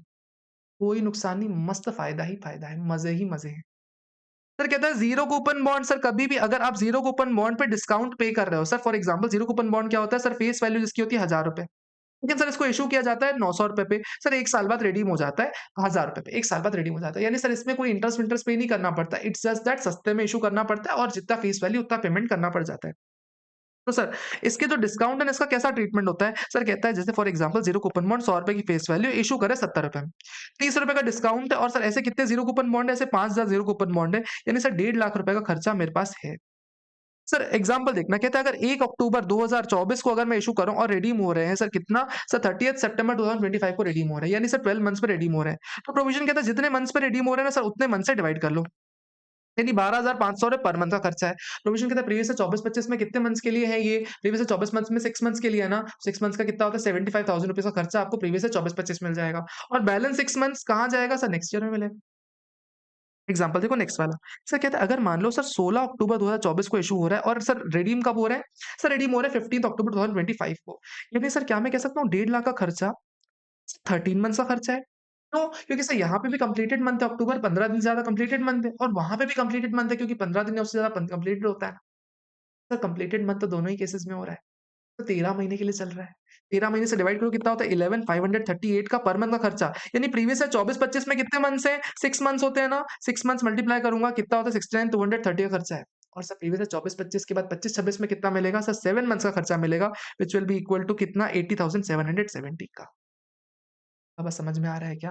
सिंपल सा पॉइंट है, साथ में करते चलो मैं बता रहा हूँ साथ में करते चलो मस्त हो जाएगा, एक तरफ़ा हो जाएगा और अगर एग्ज़ाम वाले दिन रेफ़र कर रहे हो ना माशाअल्लाह मैं बता रहा हूँ एग्ज़ाम में बिल्कुल फोड़ के आने वाले हो तुम। सर परफेक्ट बात हो गई। सर कहता है कभी भी अगर एम्प्लॉयर कंट्रीब्यूशन कर रहा है एम्प्लॉयी के बेनिफिट के लिए एम्प्लॉयर कंट्रीब्यूशन कर रहा है एम्प्लॉयी के बेनिफिट के लिए प्रोविजन कहता है अगर सर स्टैट्यूटरी प्रोविडेंट फंड में कर रहा है स्टैट्यूटरी प्रोविडेंट फंड में या फिर सर रिकॉग्नाइज्ड प्रोविडेंट फंड में कर रहा है या फिर सर अप्रूव्ड सुपरएनुएशन फंड में कर रहा है या अप्रूव्ड ग्रेच्युइटी फंड में कर रहा है या किसी भी और फंड में कर रहा है एज पर लॉ जैसे ईएसआईसी में कर रहा है सर कहता है सब अलाउड हो जाएगा बस ध्यान देना आरओआई तक पेमेंट कर देना आरओआई तक पेमेंट कर देना नेक्स्ट पॉइंट कहता है सर अगर आप अनअप्रूव्ड प्रोविडेंट फंड में कर रहे हो, अनरिकॉग्नाइज्ड सुपरएनुएशन फंड में कर रहे हो, सर अनअप्रूव्ड ग्रेच्युइटी फंड में कर रहे हो या किसी भी और फंड में कर रहे हो, सर ये डिसअलाउड होता है, डिसअलाउड होता है, डिसअलाउड होता है, पूरी तरह से डिसअलाउ होता है। अप्रूव्ड अप्रूव्ड अच्छे-अच्छे फंड्स में करेगा, आरओआई तक पे कर देगा, अलाउड हो जाएगा, अदरवाइज़ डिसअलाउड। सर यही अगर कहता है कोई अगर एम्प्लॉयी कंट्रीब्यूशन मिल रहा है, सर मान लो एम्प्लॉयी से मेरे को पैसा मिला कि मेरे एम्प्लॉयी कंट्रीब्यूशन जमा करवा दो। प्रोविजन कहता है सर ये आपको टाइम पे जमा करवा देना है। अगर टाइम पे जमा नहीं करवाया ना, डिसअलाउ कर दिया जाएगा खर्चा। या आपके हाथ में टैक्सेबल करवा दिया जाएगा। सर टाइम कब तक? सर यहाँ आरओआई की ड्यू डेट तक नहीं बोलता वो। यहाँ आरओआई के लिए नहीं बोलता, यहाँ कहता है up to the due date of that respective fund यानी sir 7th of next month sir अगर मान लो अप्रैल मंथ का पीपीएफ मिल रहा है ना, तो आपको 7th मई तक जमा करवाना पड़ता है, नहीं तो डिसअलाउड सर फ्लैट डिसअलाउड कभी पे कर दोगे हमेशा disallowed. Employee contribution to PF, ESIC, superannuation fund, approved gratuity fund sir सब अब जब मिल रहा है ना उसके अगले महीने की 7 तारीख तक जमा कराना पड़ता है। नहीं जमा करा है डिसअलाउड हो जाता है। एम्प्लॉयी कंट्रीब्यूशन की बात कर रहा हूँ। सॉरी 7 तारीख नहीं सॉरी 7 तारीख नहीं 15 तारीख 15th ऑफ नेक्स्ट मंथ फिर 7th नहीं होती। सर कभी भी अगर कभी भी एम्प्लॉयर एम्प्लॉयी के पेंशन फंड में कंट्रीब्यूट कर रहा है। एम्प्लॉयर एम्प्लॉयी के पेंशन फंड में कंट्रीब्यूट कर रहा है। कितना डिडक्शन मिलता है? Just give me a second. अगर एम्प्लॉयर एम्प्लॉयी के पेंशन फंड में कंट्रीब्यूट कर रहा है, सर कितना डिडक्शन मिलता है? कहता है जितना भी कंट्रीब्यूशन कर रहा है वो या 14% ऑफ द सैलरी। सर पहले यहाँ 10% हुआ करता था, आपके अटेम्प्ट में इसको अमेंड करके 14% कर दिया गया, 14% ऑफ द सैलरी। सैलरी कौन सी लेंगे sir? Basic salary plus dearness allowance in terms of retirement benefit whichever is lower का आपको डिडक्शन मिल जाएगा, व्हिचएवर इज लोअर का आपको डिडक्शन मिल जाएगा। सर बात समझ में आती है क्या? हाँ सर समझ में आती है। दिस इज अमेंडमेंट, चाहो तो इसको तुरंत अमेंड करो अपनी बुक में, तुरंत तुरंत तुरंत अमेंड करो अगर अमेंड नहीं किया है तो। सर कभी बिज़नेस, अगर कभी बिज़नेस में आपने कोई एसेट ले रखा है, सर बिज़नेस में एसेट कौन-सा? सर स्टॉक एंड ट्रेड में आपने नहीं रखा, ऐसा एसेट है। फॉर एग्ज़ाम्पल काऊ वगैरह, आपका कोई चिकन शॉप नहीं, आपकी कोई चिकन शॉप नहीं है, तो आपके लिए वो स्टॉक एंड ट्रेड नहीं है। फॉर एग्ज़ाम्पल कोई पोल्ट्री फार्म है या फिर डेयरी फार्म है, जहाँ पे आपके पास ना कैपिटल एसेट है ना, बिज़नेस में ऐसे एनिमल ऐसे एसेट्स जो कि कैपिटल एसेट तरह रखे हुए हैं आपके पास। स्टॉक एंड ट्रेड नहीं, कैपिटल एसेट्स है। कहता है सर इन पे आपको डेप्रिसिएशन मिलेगा क्या? सर कहता है डेप्रिसिएशन नहीं मिलता है इन पे कभी भी। कभी भी सर किसी लाइव स्टॉक पे आपको डेप्रिसिएशन नहीं मिलता। सर कहते हैं इन पे आपको डिडक्शन तब मिलेगा सर जब ये एनिमल्स परमानेंटली या तो यूजलेस हो जाए या तो डेड हो जाए, या तो गाय परमानेंटली डेथ हो जाती है उसकी गाय की। जितना आपने कॉस्ट इनकर किया था ना, माइनस जितना भी स्क्रैप वैल्यू मिली ना गाय की, इन दोनों का जो डिफरेंस है ना, ये आपके लिए डिडक्शन मिलता है। सर किस साल में? जिस साल में काऊ की डेथ हो रही है। सर कहता है कभी भी डेप्रिसिएशन आपको उस एनिमल पे नहीं मिलने वाला। Sir bad date, bad debt, bad debt, bad debt, sir अगर कभी भी हमने किसी को सेल्स किया और पैसे मिल ही नहीं रहे, प्रोविज़न कहता है सर अगर आप कभी भी प्रोविज़न फॉर बैड डेट बना रहे हो, सर आपने provision for doubtful debt, bad debt, debtor सब जो भी बना रखा है सब डिसअलाउड, कभी भी अलाउ नहीं होता, सिर्फ बैंक से केस में अलाउ होता है, बाकी अलाउ नहीं होता। एक्चुअल बैड डेट होते हैं ना, तो देख कहता है कि सेल्स रिलेटेड जितने बैड डेट है ना सब अलाउड है। जितने भी सेल्स रिलेटेड बैड डेट्स है ना सब अलाउड है, लेकिन लोन से रिलेटेड या कोई भी अदर बैड डेट्स है ना, आँखें बंद, सब इग्नोर, सब इग्नोर, सब इग्नोर। सर ध्यान देना, लेकिन अगर आपका बिज़नेस है लोन देने का, तो सर आपको अलाउड हो जाता है। अगर आपका लोन देने का ही बिज़नेस है तो अलाउ हो जाना चाहिए ना। सर कहता है आपको करना क्या है, आपको करना क्या है, बस आपको राइट ऑफ कर देना है। Sir bad debt to debtor की एंट्री पास कर देना बुक्स में, आपको खर्चा अलाउ कर देंगे। बैड डेट टू डेटर की एंट्री पास कर देना बुक्स में, जितने का बैड डेट है सब अलाउ कर देंगे। सर ध्यान देना, सर कभी ना कभी अगर अभी bad bad debt to debtor की एंट्री कर रहे हो, तो कहीं न कहीं आपने सेल्स तो ऑफर कर रखी होगी ना। किसी ना किसी साल में सेल्स ऑफर कर देना। अभी सेल्स हुई होगी जिसके अगेंस्ट में डेटर क्रिएट हुआ होगा और उस डेटर का पेमेंट नहीं आ रहा, इसलिए बैड डेट हुआ ना। प्रोविज़न कहता है किसी न किसी साल में सेल तो ऑफर कर रखी हो ना आपने। अगर सेल ही नहीं ऑफर की कभी तुमने, तो बैड डेट क्यों क्लेम करना चाहते हो? बैड डेट सेल्स पे ही होता है ना, बैड डेट तो सेल्स पे ही होता है ना। सेल्स अगर आपने किसी साल में इनकम में ऑफर कर दी किसी साल में, तो इस साल में डिडक्शन ले सकते हो अगर बैड डेट हो गया तो। लेकिन कभी सेल्स में ऑफर ही नहीं की तो डिडक्शन लेने का मतलब क्या? समझ में आ गया? सर मस्त समझ में आ गया। सर कहता है कभी प्रूफ करने की ज़रूरत नहीं, बैड डेट आपने बस बोल दिया सरकार मान लेगी। Sir recovery of bad debt, एक बात सोचो, एक पल के लिए सोचो, सर मैंने बैड डेट क्लेम किया, सरकार ने अलाउ भी कर दिया, सर लेकिन आगे चल के मेरे को पैसा मिल गया। फॉर एग्ज़ाम्पल मेरे सामने है युक्ति। मैंने युक्ति को सेल्स किया 1 लाख रुपए की, आगे चल के युक्ति ने देने से मना कर दिया। मैंने पहले सेल्स इनकम ऑफर की, उसके बाद बैड डेट ऑफर कर दिया, पूरा ज़ीरो हो गया। लेकिन आगे चल के युक्ति को लगता है कि नहीं सर मस्त, मस्त, मस्त सर ने सर पैसा दे देना चाहिए। युक्ति मेरे को 1 लाख रुपए दे देती है वापस से, तो जितना बैड डेट रिकवर्ड हो रहा है सर मेरे हाथ में टैक्सेबल होना चाहिए। यस सर टैक्सेबल होगा, और कब टैक्सेबल होगा? जिस साल में सर वापस मिल रहा है। जिस साल में मेरे को पैसा वापस मिल रहा है सर उस साल में टैक्सेबल होता है। यही प्रोविज़न भी कहता है कि sir bad date recovery is taxable in the year in which it is received. जिस साल में आपको मिलता है सर उस साल में टैक्सेबल हो जाता है। सर प्रोविज़न कहता है कि टैक्सेबल अमाउंट कितना होता है? सर कहता है जितना भी आपने राइट ऑफ कर रखा है ना उतना अमाउंट आपके हाथ में टैक्सेबल हो जाता है। कहता है recovery is taxable in the year, sorry bad debt recovery is the taxable in the year of recovery. Taxable कितना होता है? जितना भी आपको रिकवर हो रहा है ना उतना आपका टैक्सेबल हो जाता है। सर कहता है आपका सर अगर बिज़नेस नहीं है ना तो भी रिकवरी टैक्सेबल है। सर फॉर एग्ज़ाम्पल मैंने एक स्टूडेंट को पढ़ाया, फॉर एग्ज़ाम्पल अभिलाषा। अभिलाषा को पढ़ाया पर अभिलाषा फीस ही नहीं दे रही है अब मेरे को। सर अभिलाषा ने बोला सर कैसा पढ़ाया, मैं तो फीस ही नहीं दूँगी आपको। लेकिन आगे चल के अभिलाषा डेलॉयट की डायरेक्टर बन गई और उसी 25 साल बाद जब मैंने टीचिंग छोड़ दी ना, उसके बाद सर वो मेरे को 1 करोड़ रुपए देके जा रही है। प्रोविज़न कहता है कि अगर मेरा बिज़नेस बंद हो चुका है फिर भी मेरे को बैड डेट रिकवरी हो रही है ना, मेरे हाथ में टैक्सेबल हो जाता है। सर बैड डेट की रिकवरी कैसे टैक्सेबल होती है इसको ध्यान से देखना, मस्त वाला एग्ज़ाम्पल है। सर फॉर एग्ज़ाम्पल मैंने बैड डेट क्लेम किया ₹1000 का और सर सरकार ने मेरे को अलाउ कर दिया ₹1000 का। कहता है जो रिकवरी होगी ना सब टैक्सेबल। फॉर एग्ज़ाम्पल ₹100 मेरे को मिल रहा है, ₹100 टैक्सेबल करवा लो, 200 मिल रहा है, 200 टैक्सेबल करवा लो।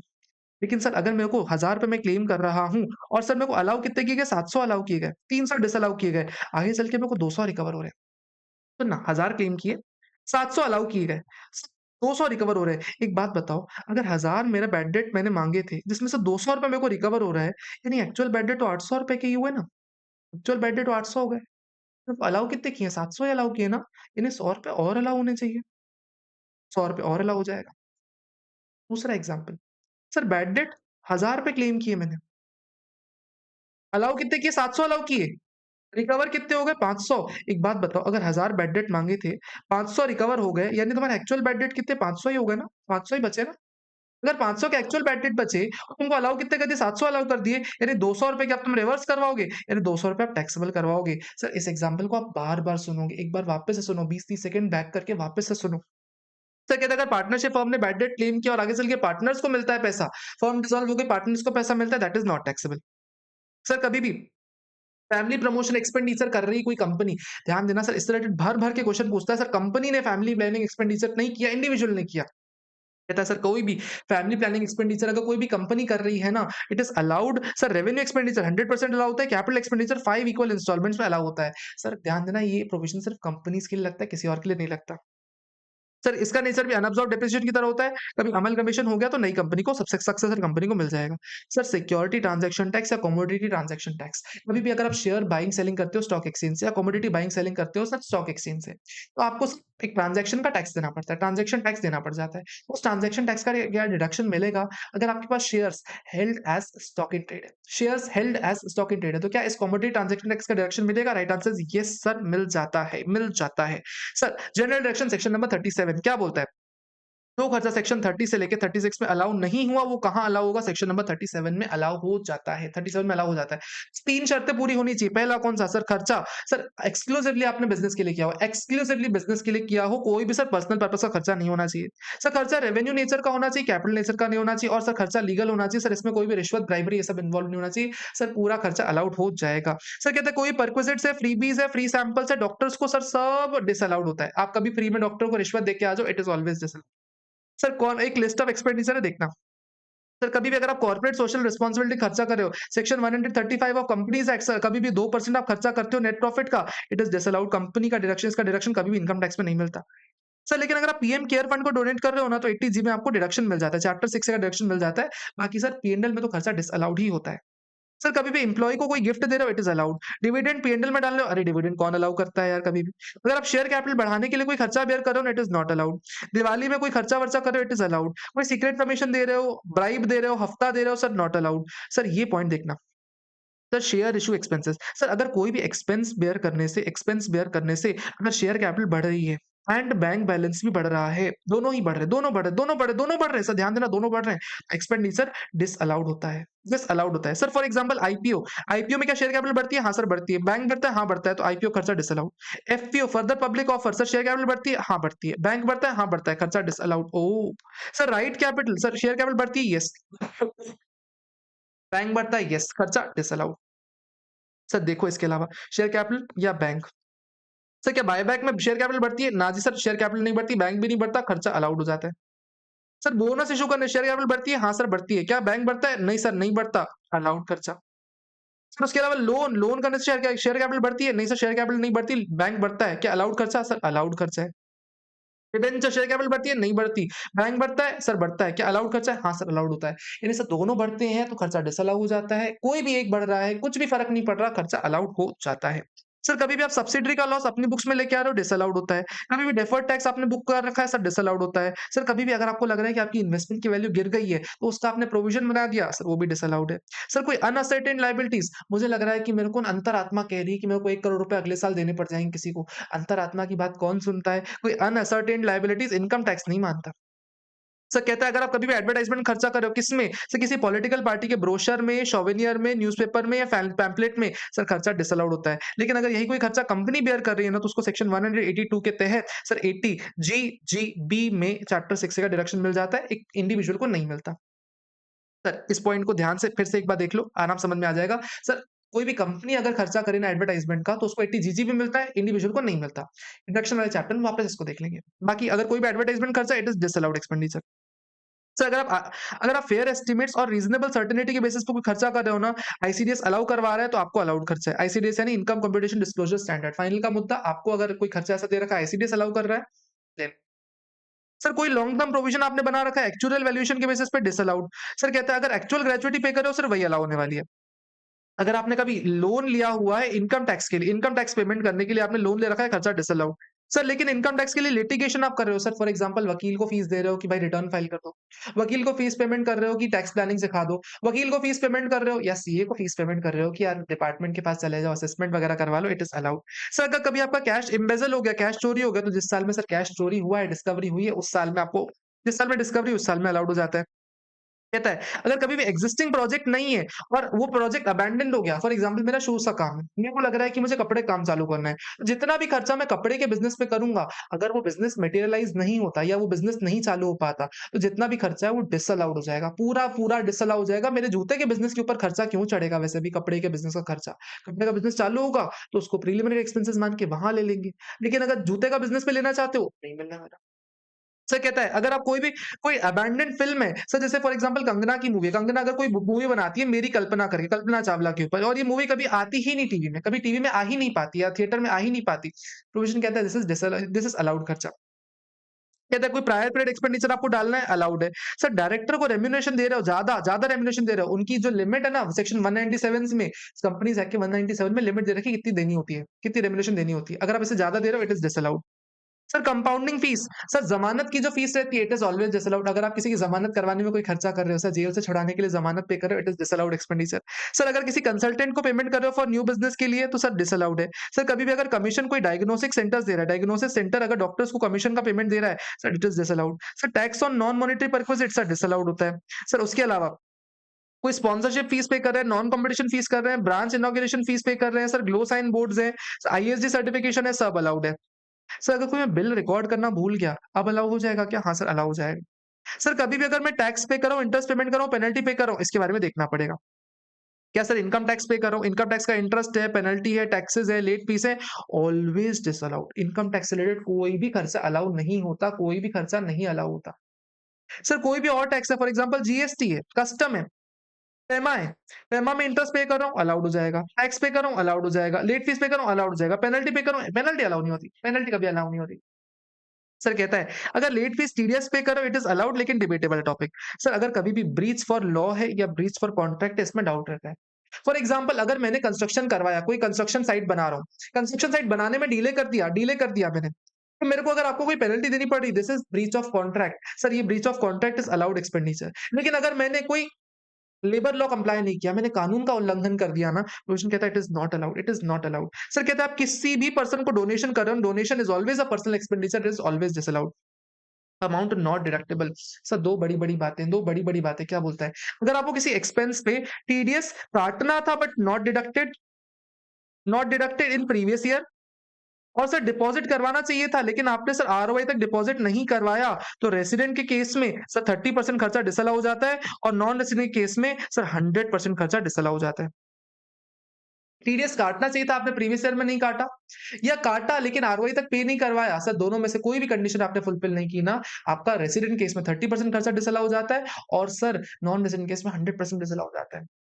और अलाउ कब होगा सर? जिस साल में आप पेमेंट करोगे ना सरकार को, उस साल में अलाउ होता है। जिस साल में पेमेंट करोगे ना उस प्रीवियस ईयर में अलाउ हो जाता है। सर ध्यान देना, सर फॉर एग्जांपल टीडीएस नहीं काटा, सर सामने वाले ने उसको अपनी इनकम में ऑफर कर दिया, सामने वाले ने अपनी इनकम में ऑफर कर दिया उसको, टैक्सेस पे कर दिए। उसके अलावा सर आपको एक सर्टिफिकेट दे दिया कि भैया देखो मैंने टैक्सेस भर रखे हैं, तो जो पर्सन काटना भूल गया था टीडीएस, इसको अलाउ हो जाता है। किस प्रीवियस ईयर में अलाउ होता है? जिस प्रीवियस ईयर में इसने रिटर्न भरा उस प्रीवियस ईयर में अलाउ हो जाता है। इसकी बहुत डेप्थ में हमने चर्चा कर रखी है अपने रेगुलर बैच में, बहुत डेप्थ में मस्त वाली, ठीक है? सर उसके बाद हमने पढ़ा अगर आप कभी भी किसी पर्सन को किसी नॉन रेज़िडेंट को सैलरी पेमेंट कर रहे हो ना, सैलरी पे टीडीएस तो बहुत स्ट्रिक्ट है। कहता है सैलरी में अगर आपने टीडीएस नहीं काटा या काटा लेकिन टीडीएस पेमेंट की ड्यू डेट तक पेमेंट नहीं करवाया। सर टीडीएस पेमेंट की ड्यू डेट तक अगर पेमेंट नहीं करवाया तो 100% डिसअलाउड हो जाएगा। भले आप आरओआई तक पे कर दो कोई दिक्कत नहीं है, लेकिन टीडीएस की पेमेंट तक अगर पेमेंट नहीं किया ना it is disallowed, it is always disallowed. Sir tax on non monetary perquisites, sir ये डिसअलाउड खर्चा होता है। यानी सर फॉर एग्जांपल सार्थक सर है, ये हमारे प्यारे सार्थक सर है। सार्थक सर मेरे को रहने के लिए घर दे रहे हैं कि भैया राहुल सर आप इतना अच्छा पढ़ा रहे हो, घर भी ले लो। सैलरी तो लेते ही लेते हो, घर भी ले लो। सर कहता है घर तो नॉन मॉनेटरी परक्विजिट्स है, लेकिन सर इस नॉन मॉनेटरी परक्विजिट पे अगर सार्थक सर कोई टैक्स बेयर कर रहे होते हैं ना, तो ये सार्थक सर को डिसअलाउड खर्चा होता है और मेरे हाथ में इनकम एग्जेम्प्ट हो जाती है। सर ये खर्चा is a disallowed for Sarthak sir. Sir payment to specified person, sir बहुत इंपॉर्टेंट लोग हैं, देखना ध्यान से क्या होता है। सर कहता है प्रोविजन, सर स्पेसिफाइड पर्सन की बात करता है 48 टू 48 टू 48 टू 48 टू 40 ऐसा करके याद कर सकते हैं आप। किसी स्पेसिफाइड पर्सन कौन होते हैं? एक इंडिविजुअल के लिए कहता है mother, father, brother, sister, LA, LD and spouse. Mother, father, brother, sister, LA, LD, spouse. Mother, father, brother, sister, LA, LD, spouse. Sir एक इंडिविजुअल के लिए ये सब स्पेसिफाइड पर्सन होते हैं। एक एचयूएफ के लिए उसके सारे मेंबर्स पकड़ लो, मेंबर्स 1, मेंबर 2, मेंबर 3। सर इन सब के mother, father, brother, sister, LLD, mother, father, brother, sister, LLD, sir इन सब पकड़ लो। सर एक फर्म या एलएलपी के लिए सर इनके पार्टनर्स पकड़ लो, पार्टनर 1, पार्टनर 2, पार्टनर 3 सर इन सब के mother, father, brother, sister LLD पकड़ लो। एक कंपनी के लिए उसके डायरेक्टर्स पकड़ लो, डायरेक्टर 1, डायरेक्टर 2 सर इन सब के mother, father, brother, sister LLD पकड़ लो। एक एओपी पकड़ लो, एओपी के सारे मेंबर्स पकड़ लो, मेंबर्स 1, मेंबर 2, मेंबर 3 इन सब के mother, father, brother, sister LLD पकड़ लो। सर ये सब लोग हमारे क्या बन जाते हैं? रिलेटिव बन जाते हैं। प्रोविज़न कहता है अगर आप किसी रिलेटिव के साथ एक्सपेंडिचर कर रहे हो ना, तो एक्सपेंडिचर डिसअलाउ हो जाएगा अगर अनरीज़नेबल है। Sir for example salary payment कर रहे हो, सर सैलरी पेमेंट कर रहे हो 1 करोड़ रुपए की, जबकि उस पर्सन को सैलरी सिर्फ 10 लाख में काम हो जाता, तो जो 90 लाख रुपीज़ एक्स्ट्रा पेमेंट कर रहे हो ना, इट इज़ डिसअलाउड। सर ध्यान देना ये सिर्फ और सिर्फ पेमेंट्स पे चलता है, कभी भी सर रिसीट से मत लेना इसको। ये प्रोविज़न कभी रिसीट से मत लगा देना, हमेशा ये प्रोविज़न पेमेंट्स पे लगता है, कभी भी रिसीट से मत लगा देना। This is very important point, गलती से भी रिसीट से मत लगा देना। तो कहते हैं कोई पर्सन अगर किसी बिज़नेस में या किसी रिलेटिव के बिज़नेस में यानी राहुल अगर अपने किसी रिलेटिव के बिज़नेस सब्सटैंशियल इंटरेस्ट रख रहा है या किसी बिज़नेस में सब्सटैंशियल इंटरेस्ट रख रहा है ना, तो सर ये सब्सटैंशियल इंटरेस्ट भी एक रिलेटेड पार्टी कहलाती है। ज़रूरी नहीं है आप उसके मदर, फादर, ब्रदर, सिस्टर हो, लेकिन अगर सब्सटैंशियल इंटरेस्ट किसी बिज़नेस में होल्ड कर रहे हो या अपने किसी रिलेटिव के बिज़नेस सब्सटैंशियल इंटरेस्ट होल्ड कर रहे हो, सर उस केस में आप भी रिलेटेड पार्टी बन जाते हो। सब्सटैंशियल इंटरेस्ट मतलब क्या? सर 20% से ज़्यादा शेयर होल्डिंग रख रहे हो या पार्टनरशिप फर्म में 20% ज़्यादा पीएसआर रख रहे हो, सर इस केस में आप सब्सटैंशियल इंटरेस्ट होल्डर बन जाते हो।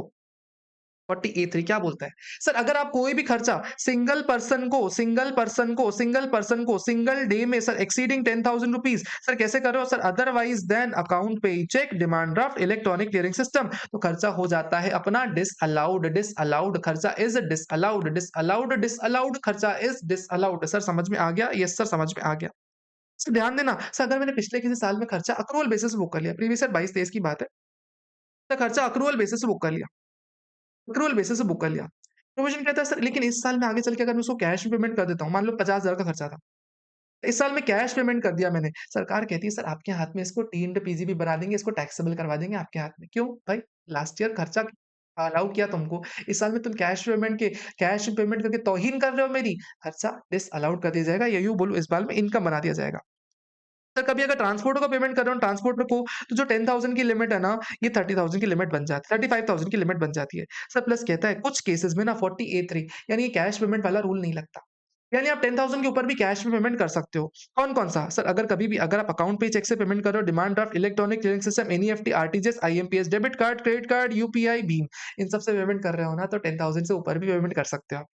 इनके अलावा सर किसी बैंक को पेमेंट कर रहे हो, एलआईसी को पेमेंट कर रहे हो, आरबीआई को पेमेंट कर रहे हो या फिर गवर्नमेंट को पेमेंट कर रहे हो, सर इन चारों लोगों को अगर पेमेंट कर रहे हो ना, तो 10,000 की कोई लिमिट नहीं है। कहता है सर एडजस्टमेंट एंट्री पास कर रहे हो। फॉर एग्जांपल मेरे सामने 2 लोग हैं, एक मेरे सामने है यश, यश को मैंने सेल्स किया 2 लाख रुपए की और यहाँ मेरे सामने है प्रिया। सर प्रिया से मैंने परचेज़ेज़ की 2 लाख रुपए की। मैंने बोला प्रिया तुमको 2 लाख रुपए चाहिए ना, तुमको 2 लाख रुपए चाहिए ना, लो यश से ले लो। मैं बीच में इन्वॉल्व्ड ही नहीं हूँ। 2 लाख रुपए सीधे यश प्रिया को दे देगा। तो ये बुक एंट्री से अगर पेमेंट कर रहा हूँ तो क्या खर्चा अलाउड हो जाता है? सर अलाउड हो जाता है। 10,000 के ऊपर अगर पेमेंट कर रहा हूँ it is okay, cash payment चल जाता है। सर अगर आप किसी ऐसी जगह पेमेंट कर रहे हो जहाँ पे कोई बैंकिंग फैसिलिटी नहीं है, it is allowed. Sir retirement benefit का पेमेंट कर रहे हो सर 10,000 की लिमिट ना लग के सर 50,000 तक की लिमिट लगेगी। सर किसी ऐसे पर्सन को पेमेंट कर रहे हो जो कि सर एग्रीकल्चर प्रोडक्ट का प्रोड्यूसर है, फॉरेस्ट प्रोडक्ट्स का प्रोड्यूसर है, पोल्ट्री प्रोडक्ट्स का प्रोड्यूसर है, फिश प्रोडक्ट्स का प्रोड्यूसर है या लाइव स्टॉक का प्रोड्यूसर है, सर इनके लिए कैश पेमेंट चल जाती है भाई इनको तो कैश चाहिए ही चाहिए। सर अगर कोई ऑथराइज्ड डीलर सर या मनी चेंजर सर अपने रेगुलर कोर्स ऑफ बिज़नेस में सर अगर मनी चेंज कर रहा है, तो उस केस में सर उसको 10,000 तो अलाउ करो ना यार, नहीं तो उसके लिए तो दिक्कत हो जाएगी, वो पेमेंट करेगा कैसे? सर कहता है अगर किसी कोई पर्सन है वो कहीं और जॉब कर रहा है सर फॉर एग्जांपल गुड़गांव में जॉब कर रहा है सर लेकिन उसको बैंगलोर भेज दिया गया तो प्रोविजन कहता है अगर बैंगलोर भेजा जा रहा है ना तो इसको अगर 15 दिन से ज्यादा बाहर भेज रहे हो ना तो इसको कैश पेमेंट कर सकते हो, इट इज अलाउड। या किसी पर्सन को अगर शिप पे भेज रहे हो ना तो फिर कैश पेमेंट कर सकते हो, जरूरी नहीं बैंकिंग चैनल से पेमेंट करवाओ। उसके अलावा कहता है अगर आप किसी कॉटेज इंडस्ट्री को पेमेंट करो जो कि विदाउट पावर काम कर रही है ना, इस केस में भी खर्चा कैश में अलाउड हो जाता है। उसके अलावा कहता है अगर आप किसी ऐसे एजेंट को पेमेंट कर रहे हो जो कि कमीशन बेसिस पे काम कर रहा है ना, उस केसेस में भी खर्चा 10,000 के ऊपर अलाउड हो जाता है। सॉरी अगर कमीशन एजेंट पेमेंट कर रहा है ना कमीशन बेसिस पे, सर इस केस में खर्चा अलाउड हो जाता है। सर क्या बोलता है प्रोविजन फॉर ग्रेच्युइटी। अगर आप कभी भी प्रोविजन फॉर ग्रेच्युइटी बनाते हो सर इनकम टैक्स कभी भी प्रोविजंस को अलाउ नहीं करवाता है, ओनली पेमेंट बेसिस ही अलाउ होता है। सर डीएमड पीजीबी भी क्या बोलता है? सर खर्चा सर आपके पास कोई लायबिलिटी थी, आपके सर पे कोई लायबिलिटी थी, सर पे कोई बोझ था, बोझ छूट गया। अगर लायबिलिटी छूट गई तो सर आपके लिए वो इनकम बन जाती है। फॉर एग्जांपल आपको किसी ने लोन दिया, अब आपको लोन चुकती ही नहीं करना, तो जो लोन चुकती ही नहीं करना दैट इज़ योर इनकम ना, तो वो आपकी इनकम बन जाती है। सर कहते हैं अगर किसी साल में आपके पास कोई लायबिलिटी थी, ट्रेडिंग लायबिलिटी थी, वो करंट ईयर में आपको देनी नहीं है, आपको देनी सीज़ेस टू एक्जिस्ट है, तो उस केस में वो आपका डीम्ड पीजीवीपी बन जाता है। सर जैसे फॉर एग्ज़ाम्पल कभी लोन है, कभी लोन था आपके पास। सर कभी भी अगर गवर्नमेंट ने लोन आपको दिया, सर गवर्नमेंट ने लोन माफ़ कर दिया कि जा बेटा जा जी ले अपनी ज़िंदगी, लोन पेमेंट मत करना। सरकार कहती है इनकम बना दोगे, इनकम में इंक्लूड करोगे आप। सर कोई और लोन है, sir for example capital nature का लोन है, फॉर एग्जांपल किसी एसेट से रिलेटेड लोन मिला है आपको। सर अगर एसेट का लोन कोई माफ़ कर देता है तो क्या करते हैं? सर कॉस्ट ऑफ एसेट में ऐड कर देते हैं। सर कॉस्ट ऑफ एसेट में से एडजस्ट कर लेते हैं, सर कॉस्ट ऑफ एसेट में से माइनस कर देंगे ना डब्ल्यूडीवी से एडजस्ट कर लेंगे। सर इसकी कोई टैक्सेबिलिटी नहीं आती।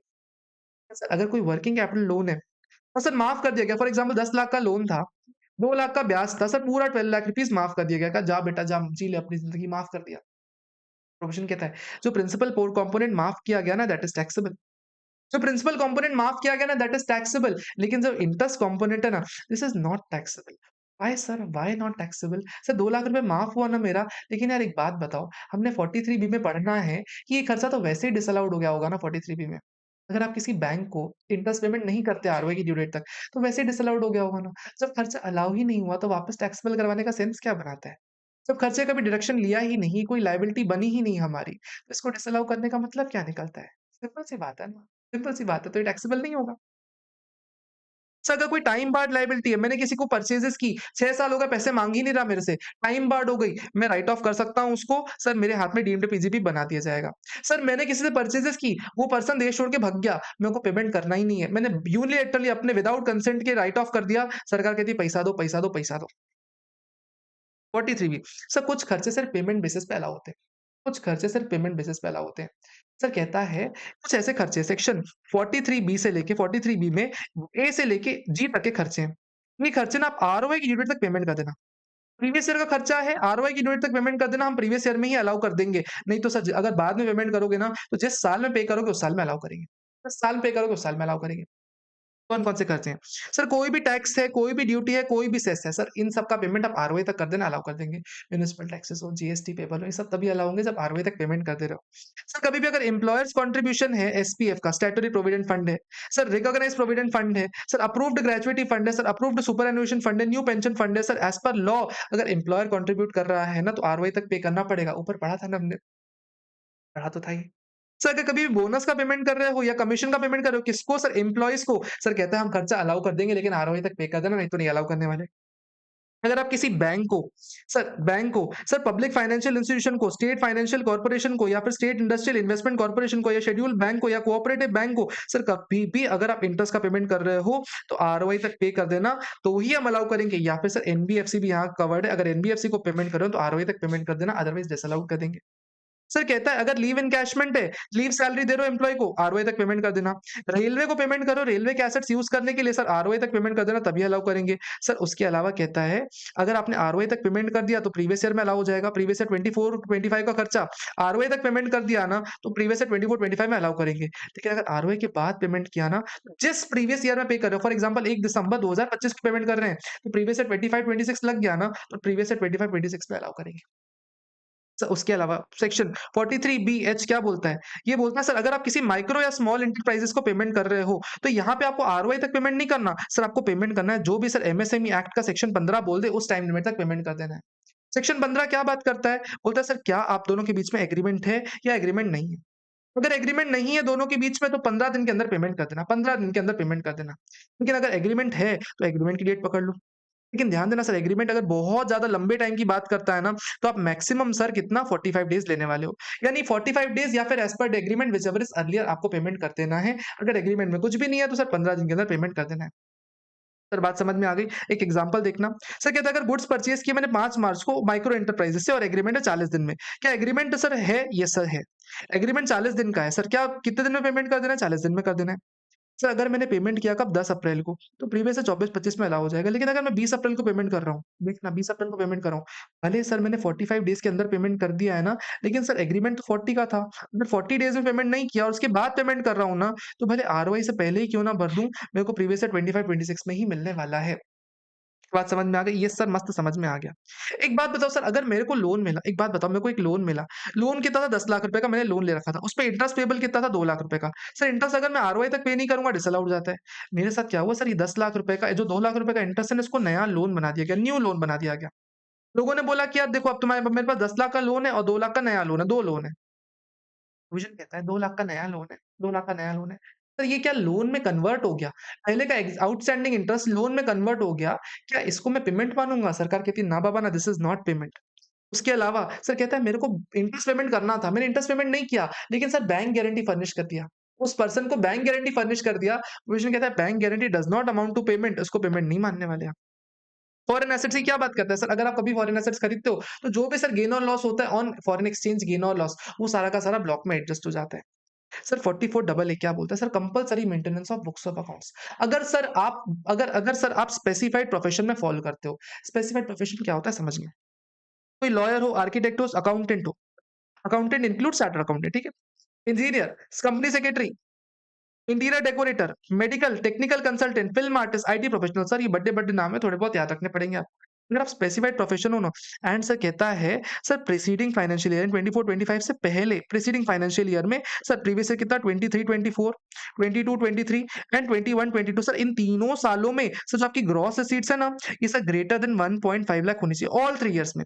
या फिर सर प्रीवियस ईयर 24-25 में likely to be greater than 1.5 lakh होनी चाहिए। सर आपको रूल एफ की 6 बुक्स मेंटेन करनी पड़ेंगी। सर कैश बुक मेंटेन कर लेना, जर्नल मेंटेन कर लेना, लेजर मेंटेन कर लेना। जो भी बिल्स काट रहे हो ना ₹25 ज्यादा के, सर वो बिल मेंटेन कर लेना। जो भी पेमेंट कर रहे हो ₹50 ज्यादा के खर्चे के, सर वो खर्चे मेंटेन कर लेना। और जो डेली स्टॉक रजिस्टर या फिर सर डेली केस रजिस्टर या स्टॉक रजिस्टर मेडिकल वाले, ये भी मेंटेन करने वाले हैं। लेकिन सर मैं तो मेरा सर टर्नओवर कम ही है। सर मेरे तीनों सालों में सर 50 1.5 लाख से कम का टर्न वो है ग्रॉस रिसीट्स। और सर इस साल में भी कम लग रहा है, तो क्या करूँगा? सरकार कहती है ऐसी बुक्स मेंटेन करो जिसमें एओ आपको कंप्यूटेशन कर सके, ऐसी बुक्स मेंटेन कर लो, टैली-वैली बना लो, जो बनाना है बना लो, कच्ची-पक्की बुक्स बना लो, जो मेंटेन कर सको करो, एओ बस आपका असेसमेंट कंप्लीट कर सके। ध्यान देना यहाँ पे बोलता है ऑल 3 इयर्स में आपको एक्सीड करना चाहिए 1.5 लाख या करंट में expected all all all important है, ठीक है? कहता है ना तो मेरा स्पेसिफाइड प्रोफेशन है, ना मैं कोई प्रोफेशन में मैं बिज़नेस कर रहा हूँ। कहता है आपको कौन-सी बुक दिलानी पड़ेंगी? कहता है देखो क्या आप इंडिविजुअल हो या एचयूएफ हो? अगर इंडिविजुअल एचयूएफ हो, तो देखो क्या आपका टर्नओवर 25 लाख से ज़्यादा का है? या फिर आपका पीजीबीपी 2.5 लाख से ज़्यादा का है?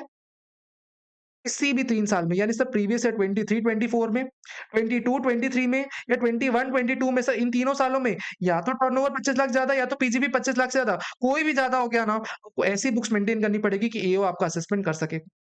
अगर आपका सब कम है सर, हर साल टर्नओवर 25 लाख से कम, पीजीबी 2.5 लाख से कम, कोई बुक्स मेंटेन मत करो। सर कहता है कोई और एसएससी है, कहता है सर मान लो कोई कंपनी वगैरह है, कहता है प्रीवियस ईयर 23-24 पकड़ो, 22-23 पकड़ो, सर 21-22 पकड़ो, इन तीनों साल में या तो आपका turnover sir greater than 10 lakh है किसी भी साल में, या फिर आपका पीजीपी 1.2 लाख है किसी भी साल में। सर ऐसी बुक्स मेंटेन करो कि एओ आपका असेसमेंट कर सके, अगर इससे भी कम है तो फिर कोई बुक्स मेंटेन करने की ज़रूरत नहीं है। सर कोई भी एसएससी अगर 44 एडी में 8% डिक्लेयर करे 6%, 44 एडी में 50%, 44 एई में 1000 1500 ऐसे डिक्लेयर कर रहा है, या फिर सर 44 बीबी वाले अगर कोई मेंटेन कर रहे हैं, तो इनको बुक्स ऑफ अकाउंट्स मेंटेन करने की ज़रूरत नहीं पड़ती। बुक्स अकाउंट्स कब तक मेंटेन करनी पड़ती हैं? सर रेलेवेंट असेसमेंट ईयर यानी प्रीवियस ईयर 24-25 की कब तक मेंटेन करनी पड़ेगी? सर रेलेवेंट असेसमेंट ईयर खत्म हो जाने दो, यानी प्रीवियस ईयर 25-26 खत्म हो जाने दो। इसके 6 साल तक यानी सर 31 मार्च 2032 तक मेंटेन करनी पड़ जाती है। अगर मेंटेन नहीं की तो ₹25,000 की पेनल्टी लगा दी जाती है। 44 tax audit tax audit tax audit कहता है अगर आप कभी भी सर अगर आपका कभी भी टैक्स ऑडिट करने की लायबिलिटी है, तो 1 मंथ प्रायर टू आरओआई आपको ऑडिट करवा लेना चाहिए। आरओआई की ड्यू डेट कौन-सी होती है सर? आरओआई की ड्यू डेट सर एक ऑडिट एसएससी के लिए 31 अक्टूबर की ऑडिट एसएससी के लिए आरओआई की ड्यू डेट रहती है। उनको 30th सितंबर तक ऑडिट रिपोर्ट फर्निश करवानी पड़ जाती है। और सर एक ट्रांसफर प्राइसिंग वालों के लिए 30th नवंबर रहती है। इनके लिए सर 30th अक्टूबर तक इनको ऑडिट करवा लेना पड़ता है। ठीक है सर, कोई दिक्कत वाली बात नहीं है। सर इनको ऑडिट कब-कब करवाना पड़ता है? प्रोविज़न कहता है अगर बिज़नेस हो ना आपका और आपका टर्नओवर जो है टर्नओवर ग्रेटर देन 1 करोड़ चला गया ना, आपको ऑडिट करवाना पड़ेगा। लेकिन सर कहता है अगर आपका ट अगर अगर आपकी जो कैश पेमेंट्स है ना, cash payments up to 5% of total payments, up to 5% of total payments and जो कैश रिसीट्स है ना, अप टू 5% है of total cash receipts business में। सर इस केस में जो 1 करोड़ की लिमिट है ना, ये बढ़ के आपके लिए 10 करोड़ की लिमिट बन जाती है। Oh wow! Sir wow, wow, wow! गज़ब बात कर रहे हो। सर प्रोफेशन कर रहे हो सर, कोई चार्टर्ड अकाउंटेंट हो, कहता है 50 लाख की ग्रॉस रिसीट्स कर रहे हो ना, उस केस में आपको 50 लाख की ग्रॉस रिसीट कर रहे हो ना आप, उस केस में आपको ऑडिट 44 एडी में करवाना पड़ेगा। 50 लाख ज़्यादा है, करवाना पड़ जाएगा। कहता है सर अगर आप 44 एडी या एडीए ऑप्ट कर रहे हो, 44 एडी या एडीए ऑप्ट कर रहे हो, प्रोविज़न कहता है अगर किसी साल में आपने 8% 6% डिक्लेयर कर लिया, उसके बाद फिर नेक्स्ट 5 साल तक ना आपने अगर आपको इतना ही डिक्लेयर करना पड़ता है। अगर आप कभी लोअर डिक्लेयर करते हो ना आपको ऑडिट करवाना पड़ जाता है। तो उसके अलावा कहता है 44 एबी का ऑडिट नहीं करवाना पड़ेगा आपको अगर आप ये सारे प्रिजम्प्टिव टैक्सेशन ऑप्ट कर रहे हो। उसके अलावा कहता है सर अगर आप ऑडिट नहीं करवाते हैं तो आपके ऊपर पेनल्टी लगाई जाती है। कितनी पेनल्टी सर? इंपॉर्टेंट पेनल्टी है ये। कहता है सर 0.5% ऑफ टर्नओवर जितना भी टर्नओवर है इसका 0.5% लगा लो या 1.5 लाख रुपए व्हिचएवर इज लोअर कि आपके हाथ पे पेनल्टी लगा दी जाएगी। सर 44 एडी क्या बात करता है सुनना। अगर आप कोई भी रेसिडेंट ध्यान से दोस्त ध्यान से रेसिडेंट इंडिविजुअल एचयूएफ फर्म हो सर एलएलपी को नहीं मिलता। जिनका एजेंसी बिज़नेस नहीं है, ब्रोकरेज कमीशन का बिज़नेस नहीं, ट्रांसपोर्टेशन का बिज़नेस नहीं, चैप्टर 6 का डायरेक्शन पार्ट सी वाला नहीं ले रहे यानी 80 डबल नहीं ले रहे, क्यूक्यू भी आरआर भी नहीं ले रहे। सर चैप्टर से 10 डबल डिडक्शन नहीं ले रहे। इन सब को सर एक ऑप्शन है कि अगर इनका टर्नओवर प्रीवियस ईयर में 2 करोड़ तक का है, तो जितना टर्नओवर बैंकिंग चैनल से ले रहे हैं ना, उसका 6% डिक्लेयर कर दें और अदर वाले का सर कितना 8% डिक्लेयर कर दें। सर बैंकिंग चैनल कहते हैं आरओआई तक जितना पैसा मिल गया ना आरओआई तक जितना पैसा मिल गया ना बैंक से उसका 6% ले लें और बाकी सारे पैसे का 8% डिक्लेयर कर दें। ये आपका पीजीबीपी बन जाएगा, ये आपका पीजीपी बन जाएगा। सर यही सुनो और अगर आप कोई ऐसे एसएससी हो जिनका प्रीवियस ईयर 24-25 में अगर आपका टर्नओवर जितना भी टर्नओवर है ना उसका 95% से ज़्यादा पैसा अगर बैंकिंग चैनल से आ रहा है ना, तो आपको 2 करोड़ की लिमिट ना मिलके सर 3 करोड़ की लिमिट मिलती है। 3 करोड़ की लिमिट हो जाती है आपके लिए।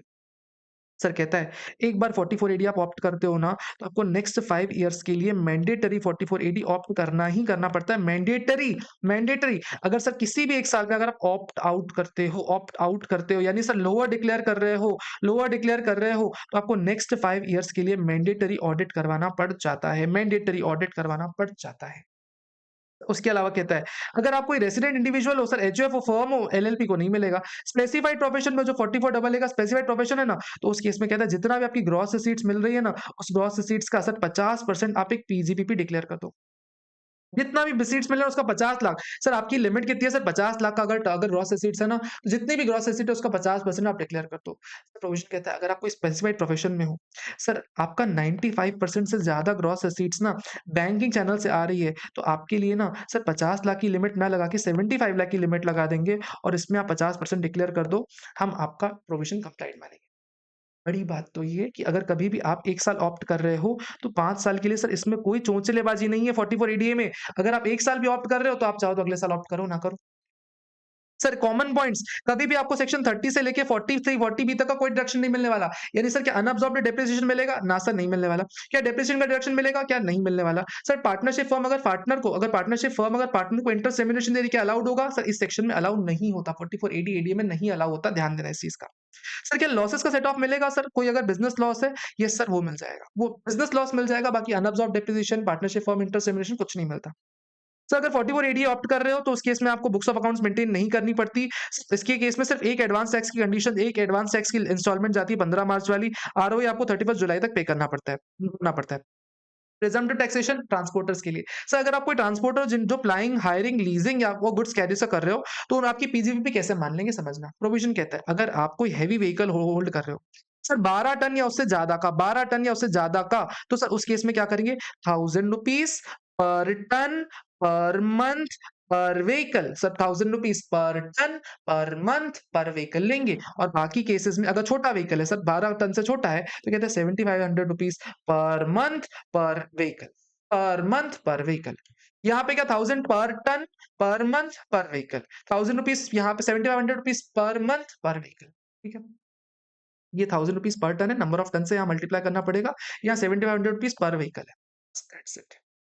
सर कहता है एसएससी कभी भी at any point of time 10 से ज्यादा व्हीकल नहीं होल्ड कर सकता। एक भी दिन अगर 10 से ज्यादा होल्ड कर लिया ना 44 ए में कोई भी डिडक्शन नहीं मिलने वाला। इस सेक्शन में कहता है 30 से लेकर 38 तक के सारे खर्चों का इंपैक्ट दिया जा चुका है, यानी सर डेप्रिसिएशन मिलेगा क्या? सर डेप्रिसिएशन भी नहीं मिलने वाला। एडिशनल डेप्रिसिएशन मिलेगा क्या? वो भी नहीं मिलने वाला।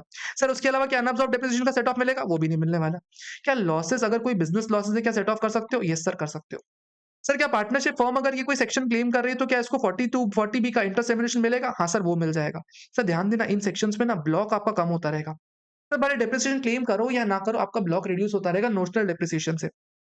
आपको बुक्स ऑफ अकाउंट्स मेंटेन करने की जरूरत नहीं है। सर एडवांस टैक्स आपको चारों इंस्टॉलमेंट्स पे करनी पड़ेंगी। आरओआई 31 जुलाई तक फाइल होगा।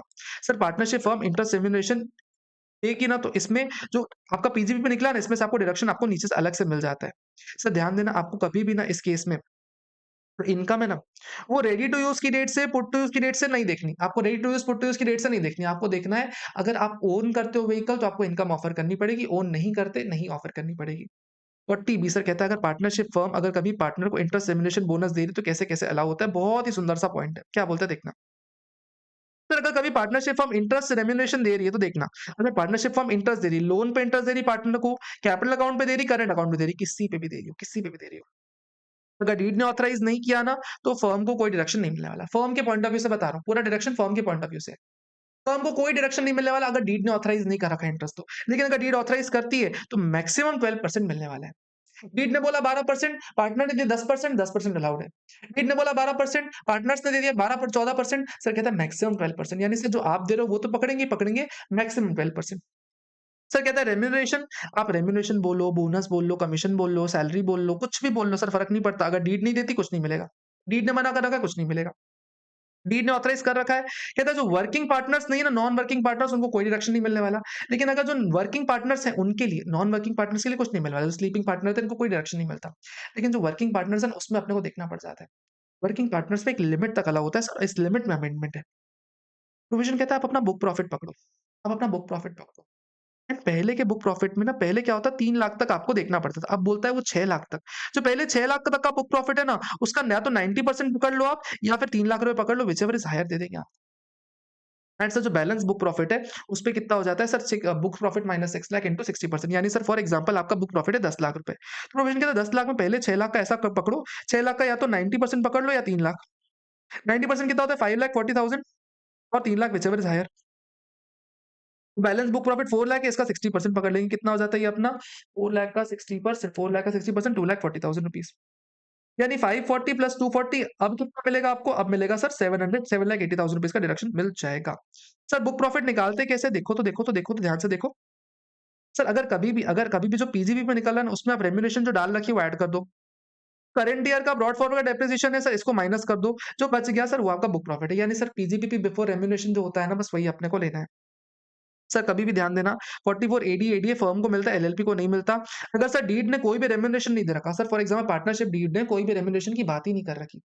पार्टनरशिप डीड ने कोई रेम्युनरेशन की बात नहीं कर रखी और आप रेम्युनरेशन दे रहे हो पार्टनर को, फिर भी दे रहे हो, पार्टनर्स को रेम्युनरेशन दे रहे हो। प्रोविजन कहता है वो अलाउ हो जाएगा, लेकिन जिस दिन से आप अमेंड कर रहे हो ना, उस दिन से अलाउ होगा। कभी भी रेट्रोस्पेक्टिवली आप पार्टनरशिप डीड को अमेंड करके रेम्युनरेशन नहीं दे सकते हो। Did you get this point और नॉट? सर एक इंपॉर्टेंट पॉइंट, सर अगर पार्टनरशिप फर्म में 3 partner A B C 3 partners हैं और मैंने लोन लिया किससे सर? सी के एचयूएफ से ले लिया मान। सी के एचयूएफ से लोन ले लिया, तो क्या 12% वाली लिमिट लगेगी? सर नहीं लगने वाली। क्योंकि भले आप सी को ही दे रहे हो डायरेक्टली इनडायरेक्टली, लेकिन सर रिप्रेजेंटेशनल कैपेसिटी में दे रहे हो ना, डायरेक्टली थोड़ी दे रहे हो। आप रिप्रेजेंटेशनल कैपेसिटी में आपने अल्टीमेटली लिया लोन तो सी के एचयूएफ से है ना। भले आप इन इन सेंस, इन सब्सटेंस भले सी को दे रहे हो, लेकिन लिया लोन तो सी के एचयूएफ से है ना, तो इट इज़ अलाउड। आप 12% से ऊपर इंटरेस्ट पेमेंट कर सकते हो अगर आप किसी पार्टनर से रिप्रेजेंटेशनल कैपेसिटी में ले रहे हो। यदि अगर पार्टनर से लोन लिया है ना, तो ही बार-बार 12% वाली लिमिट लगती है। पार्टनर के अलावा किसी भी और से ले रहे हो ना, तो फिर उस केस में आपको 12% वाली लिमिट नहीं लगती। This was all about PGPP. I hope this is the fastest revision that you have ever seen on YouTube. I hope आपको पसंद आया होगा। डू कमेंट डाउन कि अगला वीडियो किस टॉपिक पे चाहिए। I will be more than happy to make the video. आपको अच्छे से पढ़ाई करनी है, आपको इस वीडियो का फुल यूज़ करना है। मल्टीपल टाइम, सोते टाइम, जागते टाइम, जब मन कर रहा हो पढ़ने का, जब नहीं मन कर रहा पढ़ने का, उस टाइम पे देखो इस रिवीजन को एंड एनर्जी लेके वापस पढ़ने बैठ जाओ। See you guys in the final and all the very best for your पढ़ाई। मस्त करो, मस्ती से पढ़ाई करो एंड मिलते हैं किसी अगले वीडियो में। And enjoy study.